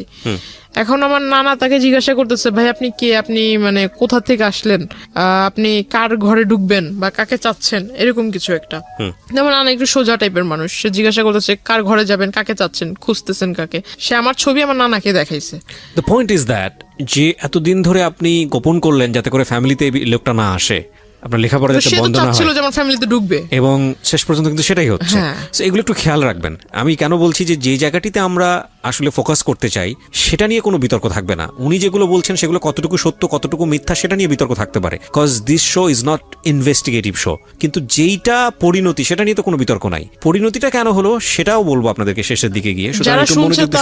যারা শুনছে তারা হয়তো বলবে যে এই ঘটনাটা মানে যেহেতু এখানে ওই দ্বিতীয় পক্ষ নেই, সো সেই হয়তো মানে যা বলছে নিজের ভালোটা বলতেছে, কিন্তু যে দ্বিতীয় পক্ষ তারও তো এখানে ভালো থাকতে পারে, নিজের মানে খারাপটা গোপন রাখতেছে। আসলে এরকম কিছুই না। যারা শুনতেছেন আমি তাদের উদ্দেশ্যে বলবো যে আমি আসলে আমার লাইফে যেটা আমি ফেস করেছি এমনটা যাতে অন্য কারোর সাথে না ঘটে, এটা একটা মানে অ্যালার্ট করা হচ্ছে, সেটা তো আমাদের অনুষ্ঠানের উদ্দেশ্য। এবং আমরা সবসময় যেটা বলি যে দুই পক্ষ থাকলে এখানে বিষয়টা অন্যরকম হতো, এবং যাকে নিয়ে বলা হচ্ছে তার পরিচয় আমরা এখানে রিভিল করিনি, এটা আমাদের অনুষ্ঠানের জায়গা থেকে করিনি। কিন্তু এটা উনি ব্যক্তিগতভাবে করবেন কি করবেন না বা অন্য কোথাও হয়েছে কিনা সেটা নিয়ে আমাদের কোনো দায় নেই। কিন্তু আমাদের উদ্দেশ্যটা আসলে ওনার জীবন কি হয়েছে, কেন হয়েছে, সেই প্রেক্ষাপটটাকে আপনাদের সামনে তুলে ধরা, কাউকে হেয় করা, কাউকে নিয়ে আলোচনা সমালোচনা করা আমাদের উদ্দেশ্য না। এবং দিন শেষে আপনার জীবনটা যাতে এরকম না হয় সেজন্য আপনি কি স্টেপটা নেবেন সেই লার্নিংটা দেওয়া। ওকে, সো আমরা এইভাবে আগাতে চাই। জি, তারপর কি হলো? বাসায় আসলো। হ্যাঁ, সে বাসায় আসলো। তো বাসায় এসে ঢুকে মানে আমার মাকে মানে প্রথমেই আমার মার পায়ে ধরে মানে সালাম করে ফেলছে। আপনার মায়ের বয়স ওনার বয়সের চেয়ে কম। আমার ওনার মেয়ের বয়সের মেবি আমার মা। তো যাই হোক, আমার মার পায়ে ধরে সালাম করে ফেলছে। তো আমার মা মানে এমনিতে একটু রাগী, কারণ পুরুষ মানুষের সামনে সে আসে না। তো আমার মা খুব রেগে গেছে, মানে যে আপনার আমাদের ওখানে বলে শলা, আসলে এটা বলা ঠিক হবে কিনা জানি না, তবু যেটা ঘটেছে আমি বলি। তো আমার মা আসলে শলা নিয়ে আসছে হাতে করে, মানে খুব রেগে গেছে যে আমার পায়ে টাচ করলো কেন এই লোক। তার মানে জানতো যেহেতু আগে থেকে, সুতরাং আপনার মা না, আমার মাকে তো আমি ছবি টবি আগেই দেখাইছি, আর সেই লোক চলে আসছে। আর আমি ততক্ষণ অবধি মানে নানার কাছ থেকে শুনছি অন্য ঘরে, মানে মাত্র গোসল করে এসে ঘরে ঢুকছে, আর ওই টাইমে বাইরে থেকে কিন্তু সাউন্ড পেয়েছে, সে বলতেছে আমি আসছি। এইটা শুনে মানে একটু মনের ভিতরে যেন ধুক ধুক করতেছে আমার। আমি বলতেছি যে এই লোক যদি এখন বাড়িতে মানে আগে পরে সবকিছু বলে, আমি তো আসলে লেখাপড়াটা বুঝি আজকেই আমার শেষ, আর যাইতে পারবো না। আমার মাথা একদম বই টই সব একদম পুড়ে ফেলবে। তো আমি অন্য ঘরে বসে শুধু চুপচাপ মানে ভাবতেছি যে আসলে কি বলবো। বাড়ির লোকের কাছে যখন এই লোকটা তার মতো করে বলবে, বাড়ির লোক আমাকে যখন জিজ্ঞাসা করবে, আমি তখন কি করব। তখন ওই লোকের সামনে আমার মা শলা নিয়ে আসে মানে তাকে দেখাইতেছে শলা দিয়ে বাড়ি মারবে, মানে ঝাঁটা। হ্যাঁ, ওই শলা দিয়ে বাড়ি মারবে। তো ওই লোক বলতেছে যে মানে সে তো আর ইশারা বোঝে না, ইশারার কথা তো আর বোঝে না ওই লোক। আপনার মা সম্পর্কে তো জানতো যে উনি? না, এগুলো জানতো। ও একেবারে জানতো না। আচ্ছা। তো ওই মানে সে তো ইশারা ভাষা বোঝে না, সে বলতেছে মানে হাত দিয়ে দেখাইতেছে যে আমি ওইরকম কেউ না, আমি আপনাদেরই পরিচিত, আপনাদেরই ওই কি বলে ওই আত্মীয় হব, এরকম কিছু একটা বলতেছে। তো আমার মা আসলে তো মানে মা তো রেগে আছে, হাতে নিয়ে মা বারবার বলতেছে তুই ঘর থেকে বেরো, এরকমটা বলছে। তো আমি ওই ঘর থেকে আসলাম, আসার পর তাকে ডিরেক্ট সবার সামনে জিজ্ঞাসা করলাম যে আপনি এখানে কি করে, মানে অ্যাড্রেস পেলেন কোথায়? বলতেছে যে বললাম না আমার কাছে কোনো কিছু অসম্ভব না, আমি তো সবকিছু জানি, তোমার সম্পর্কে সমস্ত কিছু জানি।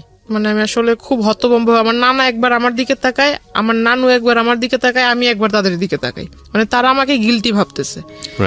আমি এখন মানে ভাবতেছি যে আসলে আমি যদি তাদের বাড়ির লোকেরা বলি, এরা কি আদৌ আমার কথা বিলিভ করবে? কোন দিক থেকে বিষয়টা নিয়েছে জানি না। তো নানা বাইরে এসে বলতেছে যে আমাদের বাড়িতে আজ পর্যন্ত যেই আসুক না কেন, সে যদি ফকিরও হয়, সে তো খালি হাতে মানে খালি মুখে যায়নি। এখন এই লোকটা যখন ভাতের কথা বলে ফেলছে, আর দুপুরের টাইম, আমরা এখন কেউ খাই নেই, তো ঘরে আমার মাকে জিজ্ঞেস করতেছে ভাত আছে কিনা। তো আমার মা আসলে বিষয়টা কি ভাবছে জানি না, ফ্রিজ থেকে পচা ভাত দিছে।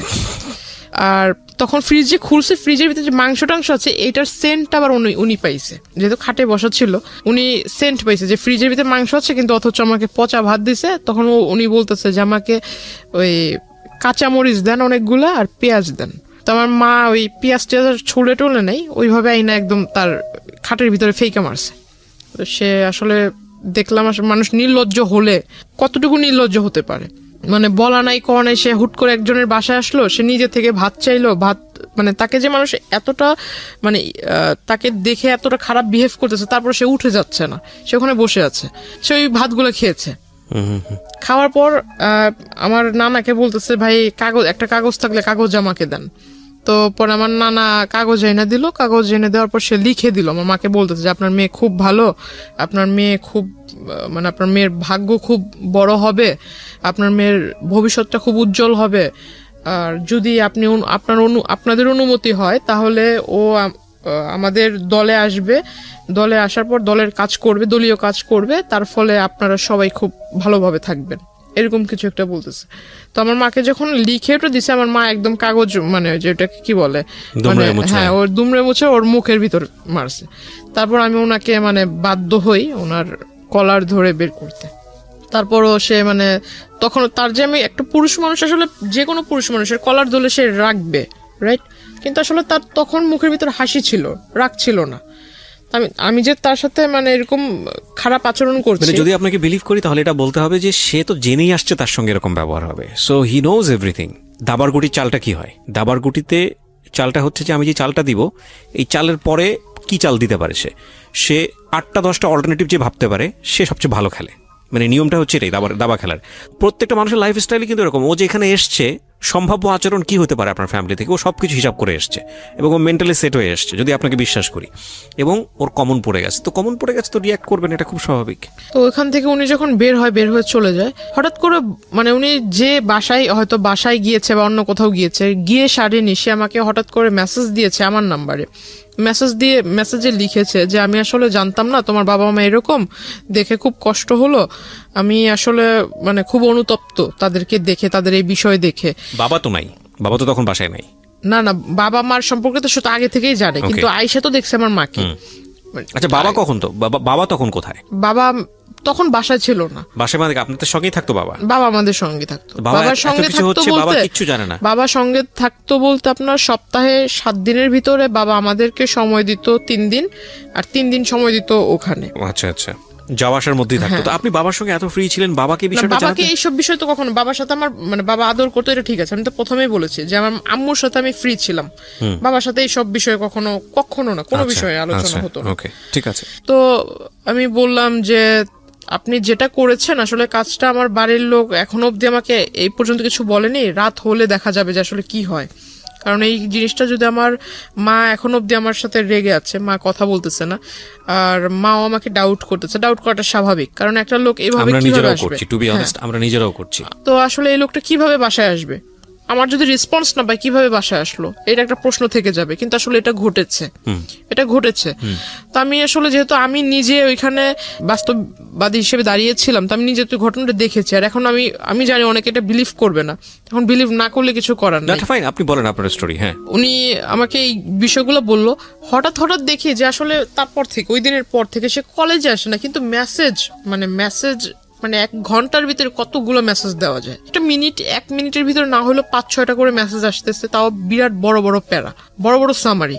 আমার জন্য সে এই চিন্তা করছে সারা রাত ভরে, আমার জন্য এটা ভাবে, মানে আমার বাবা মা এরকম, আমার ভবিষ্যৎ কেমন হবে। এই লোকটা যে আপনাকে কন্টিনিউয়াসলি পোক করে যাচ্ছে, আপনি তো তার সাথে এক ধরনের সম্পর্ক আছেই, আপনার বলা চলে যে উনি আসছে, কথাবার্তা বলতে আপনি বাধ্য হচ্ছেন, ফ্যামিলি পর্যন্ত ঢুকে গেছে। আপনার কখনো মনে হয়নি লোকটা সম্পর্কে আপনার একটু খোঁজ নেওয়া উচিত তখন পর্যন্ত? আমি তার সম্বন্ধে আসলে মাথা ঘামাইতেই চাই না, তাকে যতটা মানে আর্লি পসিবল হয় যে তাকে আমার এই বিষয়গুলো থেকে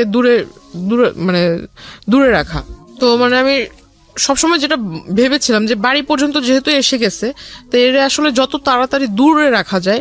আর আমি ভাবছিলাম যে আসলে আমার এই প্রথম সেমিস্টার তো হয়ে গেছে, সামনে আরেকটা সেমিস্টার আসবে, 2nd সেমিস্টার যদি দিতে পারি, আল্লাহ করে আমার 1st ইয়ারটা যদি চলে যায়, আর এর ভিতরে যদি এই লোক ব্যাঘাত না ঘটায়, তাহলে আমার আসলে মানে 2nd ইয়ারটা আমি কোনো মতো এখান থেকে এখান থেকে শেষ করতে পারলাম, বাহিরে শিফট হয়ে যাব, এরকম একটা প্ল্যান ছিল। আসলে আমি তো ওই লোকের কাছ থেকে নিজেকে ছুটাতেই পারতেছি। মানে বিষয়টা হচ্ছে এরকম যে যেভাবেই পারি না কেন, মানে শুধু লেখাপড়াটা কমপ্লিট করি, কারণ ওনাকে ঝামেলায় ফেললে আমি নিজেও ঝামেলায় পড়ে যাব।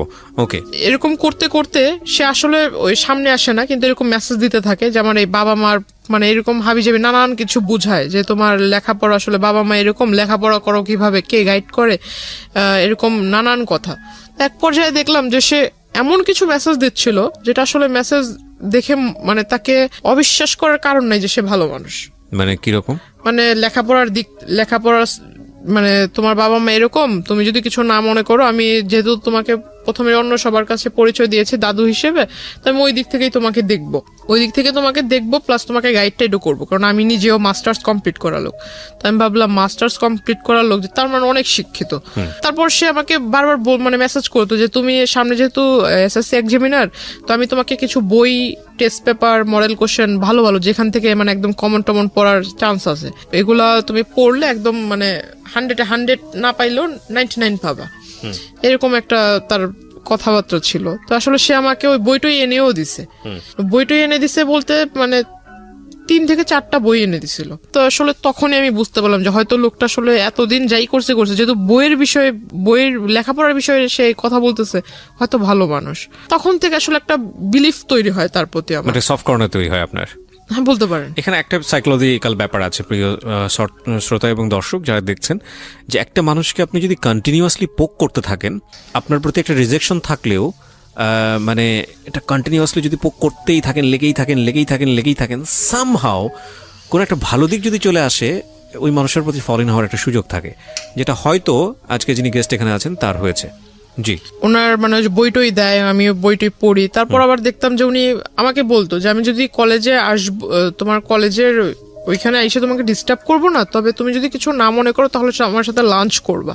তো আমার একটা স্বভাব ছিল কি যে আমি প্রতিদিন ওইখানে পাশে আবার আপনার চাইনিজ ছিল, তো আমার একটা অভ্যাস কি যে আমি ফাস্ট ফুডের প্রতি খুব একটা নেশা ছিল।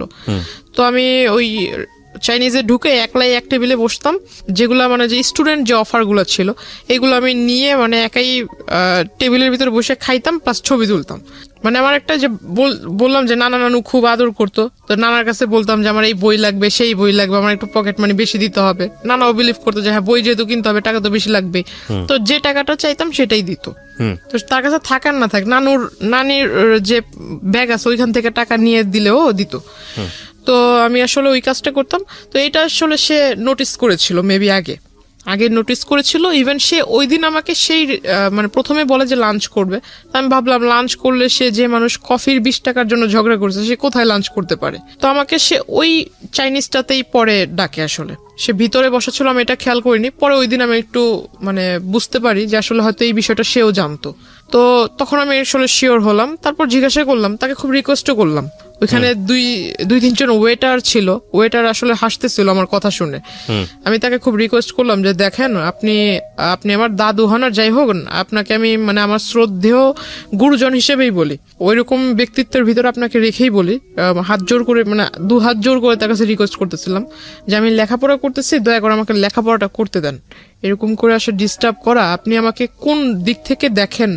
মানে আমার সামনে একরকম বিহেভ করেন, আর যখন আমার মানে ফোনের ওপারে থাকেন যেসব মেসেজ দেন এগুলো আবার একটু অন্যরকম। কারণ মাঝখানে সে লেখাপড়ার সাজেশনের পাশাপাশি কিছু আপনার মানে প্রেম জাতীয় কিছু, হ্যাঁ এরকম মানে ছন্দটন্দ মানে আমরা বুঝি, হ্যাঁ ছন্দটন্দও পাঠাতো। তখন ভাবতাম যে আসলে লেখাপড়ার জিনিস বিষয়ে লিখতেছে ঠিক আছে, কিন্তু এইসব যে ছন্দ এইগুলো পাঠানোর মানে কি? দাদু তার নাতিনকে এইসব ছন্দ পাঠাবেন। তখন জিজ্ঞেস করছি, খেয়াল রাখবেন যে ওর বয়সটাও কিন্তু 18 বছর, মানে যিনি এখানে বলছেন জান্নাত, তার বয়সটাও কিন্তু 18 বছর, এবং 18 বছর হচ্ছে মেয়েদের কিংবা ছেলেদের জীবনের আগুন বছর আমি বলি এটাকে, সুকান্তের সেই কবিতার মতো। যদিও সুকান্ত ওখানে অন্যভাবে এটাকে নিয়ে আসছেন, কিন্তু টিনেজের যে বয়ঃসন্ধিকাল সময়, এটা আগুন বয়স। এখানে ভুল করা মানে এখানে ভুল করবে না তো জীবনে কোথায় ভুল করবে, এরকম একটা বয়স, সোজা কথায় যদি বলে চলে। বলেন।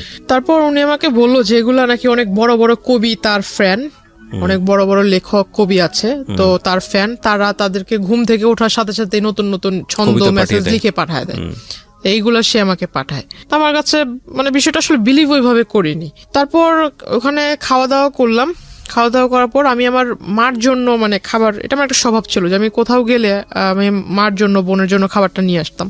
তো আমার খাওয়ার পর আমি খাবারটা পার্সেল করে নিয়ে আসি, আমার টাকা দিয়ে আমি খেয়েছি। তো সে আমাকে বলতেছে যে আমি আজকে না হয় আমি বিল পেমেন্ট করি। তো আমি বললাম যে না থাক, আপনার করার দরকার নেই, আপনি শুধু আমার একটা কথা রাখেন যে আমি খুব উপকৃত হব এটা করলে, আপনি আমার মানে আমার পিছু ছেড়ে দেন, পারলে আমার জন্য একটা ছেলে খোঁজেন, কিন্তু আপনি আমার পিছু ছেড়ে আমাকে ভালো সাজেশন দিচ্ছেন, এটা ভালো দিক, কিন্তু যেসব মাঝে মাঝে যেসব কথা বলেন বা যেসব SMS দেন এগুলো আসলে ঠিক না। তারপর আমি তাকে ওই SMS গুলো আমি নিজে তাকে পড়ে পড়ে শোনাই। তখন পিছন থেকে ওয়েটাররা খুব হাসতেছিল। আমাকে একজন ওয়েটার জিজ্ঞাসা করলাম যখন বের হব, সে কিন্তু ভিতরেই বসে আছে। সে ভিতরে বসে আছে বিকজ সে, আমার প্রশ্ন হলো যে এতদিন যে সে আমার সম্পর্কে খোঁজ নিয়েছে, সে যেহেতু জানে যে আমি ওই চাইনিজে খাওয়া দাওয়া করেছি এর আগে বেশ কয়েকবার একা একা এসে, তাহলে তার ভিতরে হয়তো প্রশ্ন জাগতে পারে যে সে একটা মেয়ে একা একা চাইনিজে এসে কেন খাবে, হয়তো নিশ্চয়ই কারোর সাথে খেয়েছে, এমন প্রশ্ন সে জিজ্ঞাসা করতে পারে। বা সে কেন কি বলো ওটাকে মানে কেন খোঁজ নিল না যে আমি ওইখানে একা একা কি প্রতিদিনই রেগুলার এসে খাই বা কত টাকার খাই, এরকম কিছু একটা। এরকম না করে মানে সে ডিরেক্টলি ম্যানেজার মানে এইগুলো আগে না করে ওই দিন যায় সে ম্যানেজারকে জিজ্ঞাসা করে। এগুলো তো সে আগেও করতে পারতো, যেহেতু সবকিছু জানে সে আগে খোঁজ নিতে পারতো। সে আমি চলে আসার পর ওই দিনই ম্যানেজারের কাছে যা জিজ্ঞাসা করে, সে করে কি মানে টাকা দেয়, টাকা দিয়ে মানে খোঁজ খবর নিবে আর কি, যে আমি এর আগে 2016 শুরুর দিক থেকে যে এই কয় মাসের ভিতরে সে কতবার এসেছে, আমার ছবি দেখায় কতবার এসেছে। তখন মানে ওই ফুটেজগুলো সে নেয়, ফুটেজগুলো নিয়ে সে করেছে কি ওই যে আপনার স্টুডিওতে মেবি ফুটেজ কাটা যায়, কেটে মেবি এডিট করা যায়, ওখানে কেটে ওই রেস্টুরেন্টে সে তার সাথে এক লোককে নিয়ে গিয়েছিল, লোক নিয়ে তার মানে ভিডিও করে সেটার সাথে ম্যাচ করে দিছে, অথচ ভিডিওতে ক্লিয়ার দেখা যাচ্ছে যে তার সাথে আমার মানে আমি আমার টেবিলে বসা একা, আমার টেবিলের সাথে কেউ বসে খাচ্ছে না, শুধু কিন্তু টেবিল ভরা খাবার, আমি একা, টেবিলের ভিতর অন্য কেউ এসে খাচ্ছে না, এটা মেবি অনেকক্ষণ সময় ধরে, এটা স্পষ্ট বোঝা যাচ্ছে, কিন্তু সে এগুলা করে মানে এটা পরবর্তীতে আমাকে আর কি ব্ল্যাকমেইল করেছে। তো উনি হঠাৎ একদিন আমাকে মাঝখানে আসলে তার সাথে আমার সম্পর্ক ওইরকম মানে আগে যাও নকটক দিত, মেসেজ দিত, হঠাৎ দেওয়া হয় না, হয়তো মেবি তার ফ্যামিলিগত কোনো একটা প্রবলেম ছিল। তো তখন আমি ভালোই দিন যাচ্ছে, তো আমার কিছু বাবা তখন একটু বাইরে ছিল, ইন্ডিয়াতে আবার গিয়েছে, তো মার কিছু প্রয়োজনীয় জিনিস ছিল, তো তখন আবার বাড়িতে হয়েছিল কি যে আমার নানুর সাথে আম্মুর একটু কথা কাটাকাটি হয়েছে, তো আমি একটু খুব জেদি ছিলাম যে এত বছর ধরে আম্মু এখানে আছে, আম্মুকে এত ভালোবাসো, তাহলে আবার এত কথা কেন বলবা, খুব রাগ হয়েছে। তো আমি করেছিলাম কি পাশের মানে 2-3 বাসা পরে পাশের বাড়িতে এক আত্মীয়র বাসাতে রুম ভাড়া দিত, তো আমি আম্মুকে নিয়ে ওখানেই যাই, ফার্স্ট ওখানেই গেলাম। তো যাওয়ার পর ওখানে কিছুদিন রইলাম, তো এখন আম্মু বলতেছে যে অনেক জিনিস কমতি আছে, এগুলো লাগবে। তো আমি বললাম যে ঠিক আছে, তা আমি নিজেই যাব। তো আম্মু বলতেছে যে তাহলে তুমি কিভাবে আনবে? তো আমি বললাম না, আমি একজন নিয়ে যাব সাথে করে, কারণ নৌকাওয়ালা হোক বা রিক্সাওয়ালা হোক, এদেরকে দিয়ে নিয়ে আসবো। তো ওখানে গেলাম, এই মানে কথাটা আসলে হয় কোনো নৌকাওয়ালাই লিক করেছে নাকি আমার এলাকা থেকে কোনো লোক লিক করেছে আমি জানি না। পরে আসলে হঠাৎ মানে আমি নদীটা ক্রস করেও সারিনি, মাত্র রিক্সা রিক্সা নিয়ে একটুখানি ঢালের মানে ওই রোডের একটু ঢালে উঠেছি, তখনই মানে সে আইসা এরকম রিক্সা থামাইছে, মানে একদম ওই বিয়ের সময় যে পাঞ্জাবিগুলো আর কি পরে, এরকম লাল পাঞ্জাবি পরে আসছে, মাথায় টুপি দিয়ে আসছে। তো তাকে দেখে মনে হচ্ছে একটা যে রাস্তায় ভিক্ষা করে না অনেক মানুষ, মাথায় টুপি দিয়ে এরকম একটা লুক নিয়ে আসছে সে। তো আসলে আমি তাকে দেখে অবাক হই, সে আমাকে বলতেছে যে তোমার সাথে একটু কথা ছিল, তোমাকে আমি আর কোনোদিন ডিস্টার্ব করবো না, মানে একদম শেষ একটা কথা বলবো, সেটা আসলে এই পরিবেশে বলা যাবে না, একটা সুন্দর পবিত্র পরিবেশে তোমাকে আমি নিব। তো আমি বললাম পবিত্র পরিবেশ আবার কোনটাকে বলে?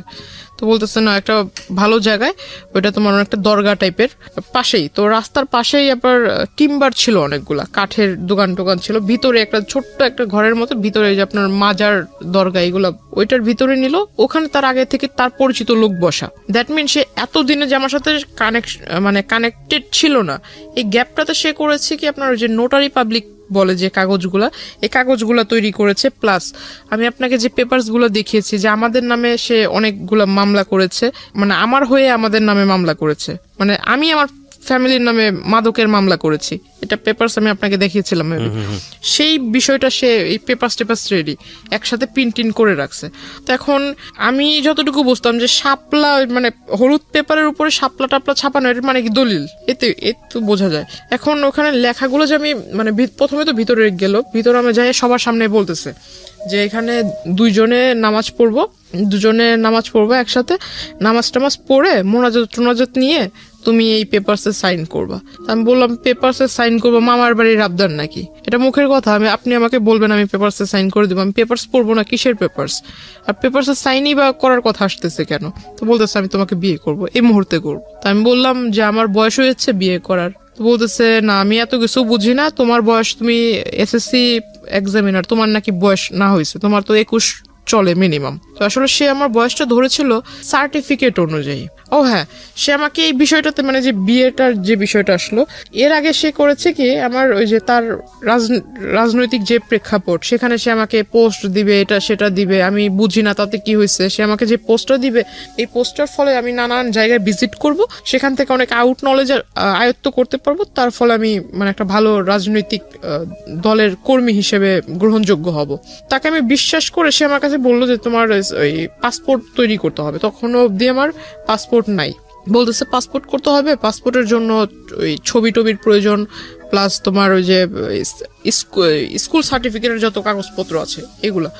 তো আমি বললাম যে আসলে পাসপোর্ট আপনি কেন করবেন, আপনি আমাকে বলেন কোথায় যেয়ে করতে হবে, আমি বাড়িতে যেয়ে বলবো। তো বলতেছে না, বাসায় জানানোর দরকার নেই, এটা তুমি বাসায় সারপ্রাইজ দিবা, যখন তুমি পোস্টটা পাবা বা এই পোস্টটা যখন টিভিতে তোমাকে দৈনিক দেখানো হবে, মানে নানান রকম অনুষ্ঠানে তোমাকে দেখানো হবে, তুমি যখন বক্তৃতা দিবা বাড়ির লোক দেখবে, তারা এমনিতেই ইমপ্রেসড হবে। তাই আমি বললাম সত্যি কি এরকম কিছু হবে? তো যেহেতু ভিতরে একটা রাজনীতি করার একটা ক্ষোভ ছিল, ক্ষোভ বা ভালো আচ্ছা যাই হোক ওটা ছিল। তো আমি আসলে ওই দিক থেকে চিন্তা করলাম, সে যেহেতু মানে মানে মেঘ না চাইতে বৃষ্টি হয়ে যাচ্ছে, আমার ছোটবেলা থেকে একটা ইচ্ছা ছিল সে আমাকে মানে এত বড় একটা প্ল্যাটফর্মে আপনি লোভে পড়ে তাকে কিছু ডকুমেন্টস দিয়েছেন, আমি বুঝতে পারছি। হ্যাঁ, লোভ বলতে পারেন। তো প্ল্যাটফর্মে দাঁড় করিয়ে দিবে তো ভালোই, তো আমার ইচ্ছাটা পূরণ হবে, আমি লেখাপড়াও শেষ করে। আমি যেটা বুঝতে পারছি যে আপনি তাকে কিছু ডকুমেন্টস দিয়েছিলেন যেটার বেসিসে সে হচ্ছে আপনার কি পুরো একটা তাকে পেপার believe তৈরি করেছে। আর আমি এত বড় একটা গাধা ছিলাম, এখন নিজেকে না বলে আসলে আমি এখানে আমারও ভুল আছে অনেক, যে আমি আসলে তাকে পুরোপুরি বিলিভ না করে বা তার সম্বন্ধে কিছু না জেনে আমার সমস্ত একটা ফাইল ছিল, সেখানে আমার প্রাইমারি লেভেল থেকে শুরু করে স্কুলের যত ডকুমেন্টস ছিল সমস্ত মানে ফাইলটাই তাকে দিয়ে দিছি। না, ফাইলটা দেওয়ার মানে মূল ফাইলটার ভিতর তোমার কাগজপত্র ছিল, ওই ফাইলটাতে সমস্ত মা সব স্কুলের যাবতীয় কাগজপত্র রাখে। তাকে সার্টিফিকেট গুলো বের করে দিচ্ছে, সে আমাকে বলতেছে যে না তোমার সার্টিফিকেট দরকার নেই, আমার কাছে আমি কিসে করে নিয়ে যাবো এই কাগজগুলো, কাগজ তো মূল্যবান কাগজ, যেহেতু ফাইলটার ভিতর আছে, ফাইলটা এখন এই ফাইলটা যা যা আছে এই সমস্ত কিছু আমি আবার তোমাকে ব্যাক করে দিব, তুমি আমাকে এটা দাও, আমি তোমাকে যা যা আছে সমস্ত কিছু ফিরিয়ে দিব। তো আমি গেলাম, সে আমাকে বললো যে ছবি তুলতে হবে, 22 কপি না 20 কপি যেন ছবি লাগবে বলছিল। পরে ছবি তুললাম স্টুডিও থেকে, স্টুডিওর ছবি আনবনবো করে আর আমাকে বলে মানে ডেট বলে না যে অমুক দিন আনতে হবে, ছবিগুলো আমাকে দিবা, এই ছবি দেওয়ার ডেটটা আর বলে না। তো আমি আর ওই বিষয়ে মাথা ঘামাইনি, ছবি স্টুডিওতে পড়ে রয়েছে। সে ওই সার্টিফিকেটের ফটোকপির সাথে ফটোকপি আর ওই আপনার ওই ফটোকপির ডেট দিয়ে সে আর কি বলে যে আমি বিয়ের বয়স আমার হয়েছে, কারণ সার্টিফিকেট আমার 4 বছর বয়সে মেবি আমাকে স্কুলে ভর্তি করা হয়, আমাকে বয়সটা বাড়িয়ে দিছিল কারণ আমার গ্রোথের কারণে। আপনাকে তারপর কি করলেন? সার্টিফিকেটের অনুযায়ী সে আমাকে ওই বয়সটা দেখায় বেশি। সে আমাকে যখন বিয়ের প্রস্তাবটা দেয় সবার সামনে যখন দেয়, আমি মনে করেছিলাম যে দরগাতে মাজারে তো অনেক মানুষই যাতায়াত করে, কিন্তু আসলে ওইখানে যারা যারা ছিল সবাই যে তার পরিচিত এটা আমি জানতাম না। সে হঠাৎ করে আমি যখন না করি যে না আমি সাইন করব না, আর বিয়ে তো প্রশ্ন আসে না, আর আপনাকে আমি বিয়ে করব, আর যদি বিয়ে করিও তাহলে তো আমার বাড়ির লোককে জানাতে হবে। তারপর সে আমাকে বললো এই কথা, বলার পর আমি বললাম যে না আমার যেহেতু বাবা মা জন্ম দিয়েছে, যেহেতু তারা জন্ম দিয়েছে বড় করেছে, এখন আমি তার বিয়েটা তো তাদের ছাড়া করব না, আমি বিষয়টা আসলে তাদেরকে জানাবো, একদিনের সময় আমাকে দেন, আপনি একদিনের সময় দেন, আমি এটা বাসায় যা বলবো, তারপর কালকে আগামীকাল মানে তার মূলত তার ওইখান থেকে আমার চলে আসা দিয়ে কথা। তো সে করে কি আসলে উপরে মানে সে হয়তো বুঝতে পারে যে আমি বের হতে চাচ্ছি, সে উপরে দাঁড়িয়ে মানে আমি তো বসা, সে উপরে দাঁড়িয়ে মানে খুব খুব মানে হিট কি বলে এটা, খুব হাইলি আমাকে একটা পাঞ্চ করে মুখের ভিতরে, তার একটা ঘুষিতেই আমার এখান দিয়ে ফেটে যায়, রক্ত বের হয়। তারপর সে তার হাতে মেবি ধারালো কিছু ছিল, আবার এইখানে মানে এভাবে মানে টান দিতে গিয়ে এখানে নাকের পুরো মাংসটা উঠে আসছিল। আমি আসলে খুব জোরে ব্যথা পেয়েছিলাম, খুব হাউমাউ করে কান্না করতেছিলাম। তো আসলে পাশে যারা ছিল তারা মিনিটের জন্য আমাকে ধরেনি বা ওই লোকটাকে বলেনি যে তুমি এটা করতেছো কেন, এটা আসলে জিজ্ঞাসা করেনি। তখন আস্তে আস্তে ওরা করতেছে কি বাইরে চলে যাচ্ছে, তখন বুঝতে পারলাম যে হয়তো ওরই পরিচিত লোক, নয়তো কিছু বলবে না কেন। তো ওইখানে একটা মহিলা ছিল, আমি তাকে বললাম দেখেন আমি আসলে তাকে মানে ওইভাবে চিনি না, কিছুদিন ধরে চিনি, কিন্তু সে আমাকে জোর করে বিয়ে করবে এটা তো হয় না, আর আপনাদের এখানে এইগুলো ঘটতেছে আপনারা কিছু বলতেছেন না কেন। তো ওই মহিলার ওইখান থেকে ও করে কি আমাকে নিয়ে বের হয়ে যায়, বের হয়ে আমার এখান থেকে রক্ত বের হইতেছে, সে আমাকে রাস্তাটা টেনে নিয়ে যাচ্ছে। এক লোক জিজ্ঞাসা করতেছে যে মেয়ের মুখ থেকে রক্ত বের হচ্ছে, মাংস এখান থেকে ফেটে গেছে, আপনি মানে ওকে এইভাবে টেনে নিচ্ছেন কেন? সে বলতেছে আমার মেয়ে আরেকজনের সাথে ভেগে যাচ্ছিল, ওরে ধরে নিয়ে আসছি, তোরে মারবো না কি করব। সে মানুষের কাছে ওটা বলতেছে। সে যখন বলছে যে লোকটা জিজ্ঞাসা করছে সেই লোকটার আর বলার কিছু ছিল না, সে আমাকে নিয়ে গেল তারই পরিচিত এক। তো আপনি কিছু বললেন না কেন তখন? তখন আমি আসলে কিছুই বলিনি, এটা না বলার হয় মানে তখন, কিন্তু আমার মনে আছে যে আমি তখন কান্না করতেছিলাম খুব। Something fishy. আমি প্রথম কথা হচ্ছে যে আপনি গল্পটা যেভাবে বলছেন তাতে মানুষের অনেক প্রশ্ন তৈরি হবে, যেটা আমারও হচ্ছে। একটা মানুষকে আপনি প্রথম থেকেই বলছেন পছন্দ করেন না, যে মানুষটাকে আপনি পছন্দ করেন না সেই মানুষটা এত দূর যেতে পারে না, এটা একদম জেনারেল পারসেপশন। সেই মানুষটাকে আপনাকে মাজারে নিয়ে যাবে, সেই মানুষটা আপনার বাসায় ঢুকে যাচ্ছে, সেই মানুষটা আপনাকে সাজেশন দিচ্ছে, সেই মানুষটাকে আপনি আবার হচ্ছে আপনার ডকুমেন্টস সবকিছু দিয়ে দিচ্ছেন না। This is really unbelievable. এটা আমার কাছে পুরোটাই অবিশ্বাস্য মনে হচ্ছে। একটা জায়গা থেকে কোনো না কোনো ভাবে আপনি ওনার প্রতি কোনো না কোনো দিক থেকে ফল ইন ছিলেন, নইলে এটা তার প্রতি দুর্বল তো ছিলাম যে আপনার লেখাপড়ার যে সাজেশনটা দিত ওই দিক থেকে তাকে রেসপেক্ট মানে যদি করতাম। আমি বলি তালি বাজার বিষয়টা, তাহলে আমার মনে হয় এখানেও আপনার কোনো অবদান আছে। আমি জানি না, আমি আরো সামনের দিকে যেতে চাই, পুরো গল্পটা আমি নিয়ে আসতে চাই। জি বলুন। তারপর আচ্ছা, তারপর সে আমাকে মানে ওই জায়গায় অফিসটাতে নিয়ে গেল। অফিসে নিয়ে যাওয়ার পর সে আমাকে বললো যে তোমার এখানে তুমি সিগনেচার করবে, তো তোমাকে তো ওইখানে সবার সামনে মাত্র 2টা আঘাত করেছে, এর থেকেও বেশি কিছু করতে পারি, তো তুমি এখানে সিগনেচার করো। তখন আমি আসলে বললাম যে আপনি আমাকে একদিনের সময় দেন, আমি বাসায় যাই বিষয়টা ডিসকাস করি। তো সে আমাকে বলতেছে যে তুমি এই অবস্থায় বাসায় যাবার আমাকে পুলিশ কেসের ভিতরে ঝামেলার ভিতরে ফেলবা, আমি কি এতই কি বোকা নাকি তোমাকে এই অবস্থা ছেড়ে দিব। পরে সে আমাকে ওই এটা কি বলে যে মানে ফোনের ভিতরে ছিল আপনার কিছু যে সফটওয়্যার দিয়ে মেবি আমার পিকচারকে সে নেগেট করেছিল, কিছু পিকচার সফটওয়্যার দিয়ে। তো আসলে সফটওয়্যার দিয়ে এটা আসলে আমারই পিকচার ছিল না অন্য কারো পিকচার ছিল সেটা জানি, কিন্তু বডির ভিতর আমার মাথাটাই ছিল, বডি টোটালি ওপেন ছিল, বাট মাথাটা আমার ফেসে একদম স্পষ্ট দেখা যাচ্ছে। তো আমি আসলে খুব একটা মানে বিভ্রান্তকর পরিস্থিতি হয়ে যায় আমার জন্য। আমার মনে হয় ওই পরিস্থিতি আমি যেটা করেছি যে আসলে আমাকে সে যেভাবে বলছিল যে তুমি যদি এটা না করো তাহলে আমি যাই ওখানে বলবো, তোমাদের বাড়িতে সমস্ত কিছু বলবো, বলার পর তুমি আর মানে তোমার ফ্যামিলিও তোমার সাপোর্টে থাকবে না, তোমার জন্য কেউ পাশে আসবে না, তখন ঘুরে ফিরে তুমি নিজের থেকে আমার কাছে চলে আসবা, আমার কিছু করতে হবে না, তুমি নিজেই আসবা। তা আমি বললাম যে না, আমি বাসায় যেতে চাই, আমাকে ছাড়েন আপনি। তো বলতেছে বাসাতে তুমি যাবা, আমিও তো যাইতে দিব, আগে সাইনটা করে যাও। তা আসলে আমার জন্য ওটা আমার মনে হয়, আমি জানি না অন্য কেউ আমার জায়গায় থাকলে কি করতো, কিন্তু আমার তখন মাথায় ছিল যে আমি আসলে এর কাছ থেকে মূলত এখান থেকে বের হয়ে বাসায় আজকে সমস্ত কিছু মানে একদম প্রথম থেকে সমস্ত কিছু বাসায় শেয়ার করব। তারপর যদি স্কুল কলেজ বন্ধ হয়ে যায় যাক, তাতে আমার কিছু যায় আসে না। তখন আমি আসলে তার ওই যেহেতু 2বার প্রথমে হিট করেছিল, পরে আবার 3-4 বার না করার ফলে সে আরেকবার আমাকে একটা ঘুষি দেয় মুখের ভিতর, পরে এখানে একটু ফুলে যায়, মানে একদম কালো হয়ে গেছিল। ওই অফিসে যারা ছিল তারা তখন বলতেছে যে আপনি এখানে নিয়ে আসছেন ভালো কথা, আপনি আমাদের পরিচিত ভালো কথা, আপনি একটা মেয়েকে এনে আপনার মেয়ের বয়সের থেকেও ছোট তার গায়ে হাত তুলতেছেন, তো বলতেছে ওরা আর আমার বিষয় এটা। তখন আসলে সে আমাকে বলতেছে তুমি কি সাইন করবা, মানে তুমি কি বাসায় যেতে চাও আদৌ, নাকি তুমি চাও যে আমি তোমাকে এখান থেকে উঠায় নিয়ে যাই। আমি বললাম যে আমি বাসায় যাবো। তো বলতেছে যদি বাসায় যেতে চাও ভালো মানুষের মতো সাইন করে দাও।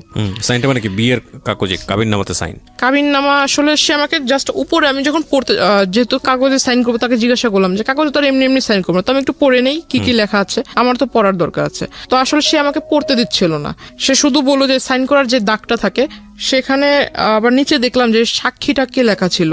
আমি তাকে জিজ্ঞাসা করলাম যে বিয়ে তো সাধারণত কাজী সাহেবরা পড়ায়, তো এখানে তো কোনো কাজী নেই, কিছু নেই, এটা কিভাবে বিয়ে হচ্ছে? তো বলতেছে না, এটা সব কোর্টের মাধ্যমে বিয়ে হচ্ছে। আমি কোর্ট থেকে সমস্ত কাগজ নিয়ে আসছি, দ্যাট মিন সে নিজেই অনেক লোকের স্বাক্ষর সে নিজেই দিয়ে দিছে। পরে যখন সে আমাকে বললো, তারপর আমি মনে হয়েছে যে আমি বাসায় চলে যাব, আর এই সাইনটা যদি না দেয় তাহলে তো সে আমাকে বাসায় যেতে দিবে না। আমি আসলে তখন সাইনটা করি। আচ্ছা, সাইনটা করার পর সে শুধু মানে সবচেয়ে খারাপ লাগছিল যে সে আমাকে দেখতে দিচ্ছিল না, লেখাগুলো দেখতে দিচ্ছিল না, শুধুমাত্র সাইন করার যে জায়গাটা ওই জায়গাটাই দেখতে দিচ্ছে। আর আরেকটা জিনিস দেখাইছে, সেটা হলো যে জায়গায় ছবি থাকে, দুজনের ছবি থাকে, সেখানে আমি দেখলাম যে সেখানে আমার কোনো ছবি না, ফেসবুক থেকে ডাউনলোড করে মানে একটা ছবি ডাউনলোড করে সেটাকে সে বের করছে, সাথে করে সেই নিয়ে আসছে ছবি, সেই সাথে করে ছবি নিয়ে আসছে আমার ছবি। সে ওখানে আমার সামনে গ্লু দিয়ে লাগাই দেওয়ার পর সে আমার সিগনেচার নিল, তারপর বললো যে ঠিক আছে এবার তুমি চলে যাও। বাসায় এসে সবাইকে বলার পর সবাই আমাকে খুব মানে রাগারাগি করে, প্লাস মা অনেকগুলো চর থাপ্পড়ও মারে। তো মানে খুব কান্নাকাটি করতেছিলাম। তখন বাবা সিদ্ধান্ত নিল যে না, তোমার আর লেখাপড়া করার দরকার নেই। তো ওখান থেকে আমার কলেজ স্টপ হয়ে গেল। কত সালের ঘটনা এটা? 2016 সাল, মাত্র কয়েক বছর আগের ঘটনা। হ্যাঁ, আমার কলেজে যাওয়া বন্ধ হয়ে গেল, ইভেন আমার ফোনটাও আমার কাছ থেকে নিয়ে নেওয়া হলো। একটা দাওয়াত ছিল, বিয়ের অনুষ্ঠানের দাওয়াত, তো সেখানে আমি, আমার আম্মু, আমার ছোট বোন, আমরা 3 জনই যাচ্ছিলাম সিএনজিতে করে। ওকে, সিএনজিতে করে যাওয়ার পথে হঠাৎ এটা আসলে তাকে হয়তো যদি কেউ নাই বলতো তাহলে তো সেও জানতো না যে আমরা বের হব এখন।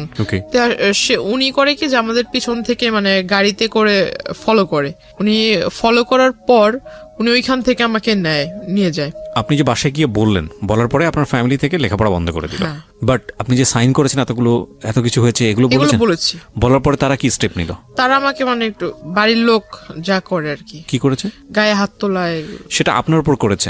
কিন্তু এটা তো যেহেতু আপনি সাইন করে আসছেন, এটা তো তখন পুলিশকে ইনফর্ম করা উচিত ছিল। সেটা করা হয়েছিল না হয়নি? সেটা ওরকম কোনো কিছু করেনি। না।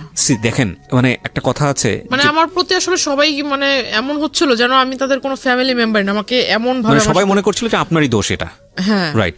আমাদের এই গল্পের যে বিন্যাস বা যেভাবে আপনি এখানে উপস্থাপন করেছেন, এখানে অনেক মানুষই আপনার দিকে সন্দেহের তীর তুলবেন, এটা তোলার যথেষ্ট যুক্তিও আছে, সেগুলো নিয়ে আমি শেষের দিকে কথা বলবো। তার আগে আমি একটু জানাতে চাই যে দেখেন ফলস কোথায় কোথায় হচ্ছে। ফ্যামিলিতে জানিয়েছে এরকম একটা ঘটনা ঘটে গেছে, আমি কিন্তু অনেকগুলো পেপারে সাইন করে এসেছি, তারপরে উচিত ছিল তাৎক্ষণিকভাবেই পুলিশের কাছে যাওয়া এবং গিয়ে এই ঘটনা বলা পুলিশকে। ওনারা কিন্তু সেটা করেননি, তখন পর্যন্ত ওনারা পুলিশ নিয়ে চিন্তা করেননি, কোর্ট নিয়ে চিন্তা করেননি। কিন্তু এই ধরনের ক্রেজিনেস যদি একটা মানুষ দেখায় কারোর প্রতি, তাহলে অবশ্যই প্রথমেই পুলিশকে সেটা ইনফর্ম করা উচিত। নইলে অনেকে মনে করতে পারে যে পুলিশের কাছে বলবো না, ফ্যামিলির এই প্রবলেমগুলো নিয়ে মানুষকে জানাবো না, শেষ পর্যন্ত ওই যে বলে না, যেটা প্রথমেই সমাধান হয়ে যেতে পারতো, শেষ পর্যন্ত এটা এত বড় হয়ে বাস্ট হয় যে শুধুমাত্র এটা ফ্যামিলি মেম্বার না, এটা পুরো দেশের লোকই জানে।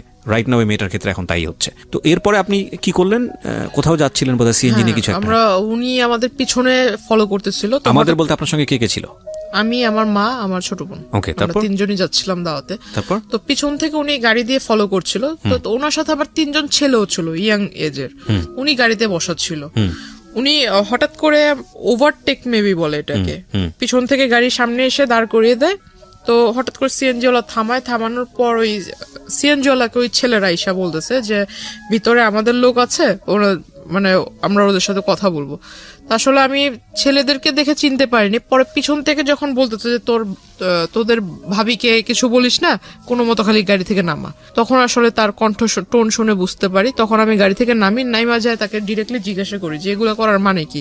তো উনি আমাকে ডিরেক্ট বলতেছে যে তোর সাথে আমার এই সম্পর্ক হয়ে গেছে, যেভাবেই হোক হয়েছে, আমার ইচ্ছা ছিল, আমার ইচ্ছা পূরণ হয়েছে, তো তুই আমার সাথে যোগাযোগ কেন বন্ধ করলি, যোগাযোগ কেন রাখলি না? তো রাস্তার মধ্যে এটা হচ্ছে, আশেপাশে লোকজন ছিল না?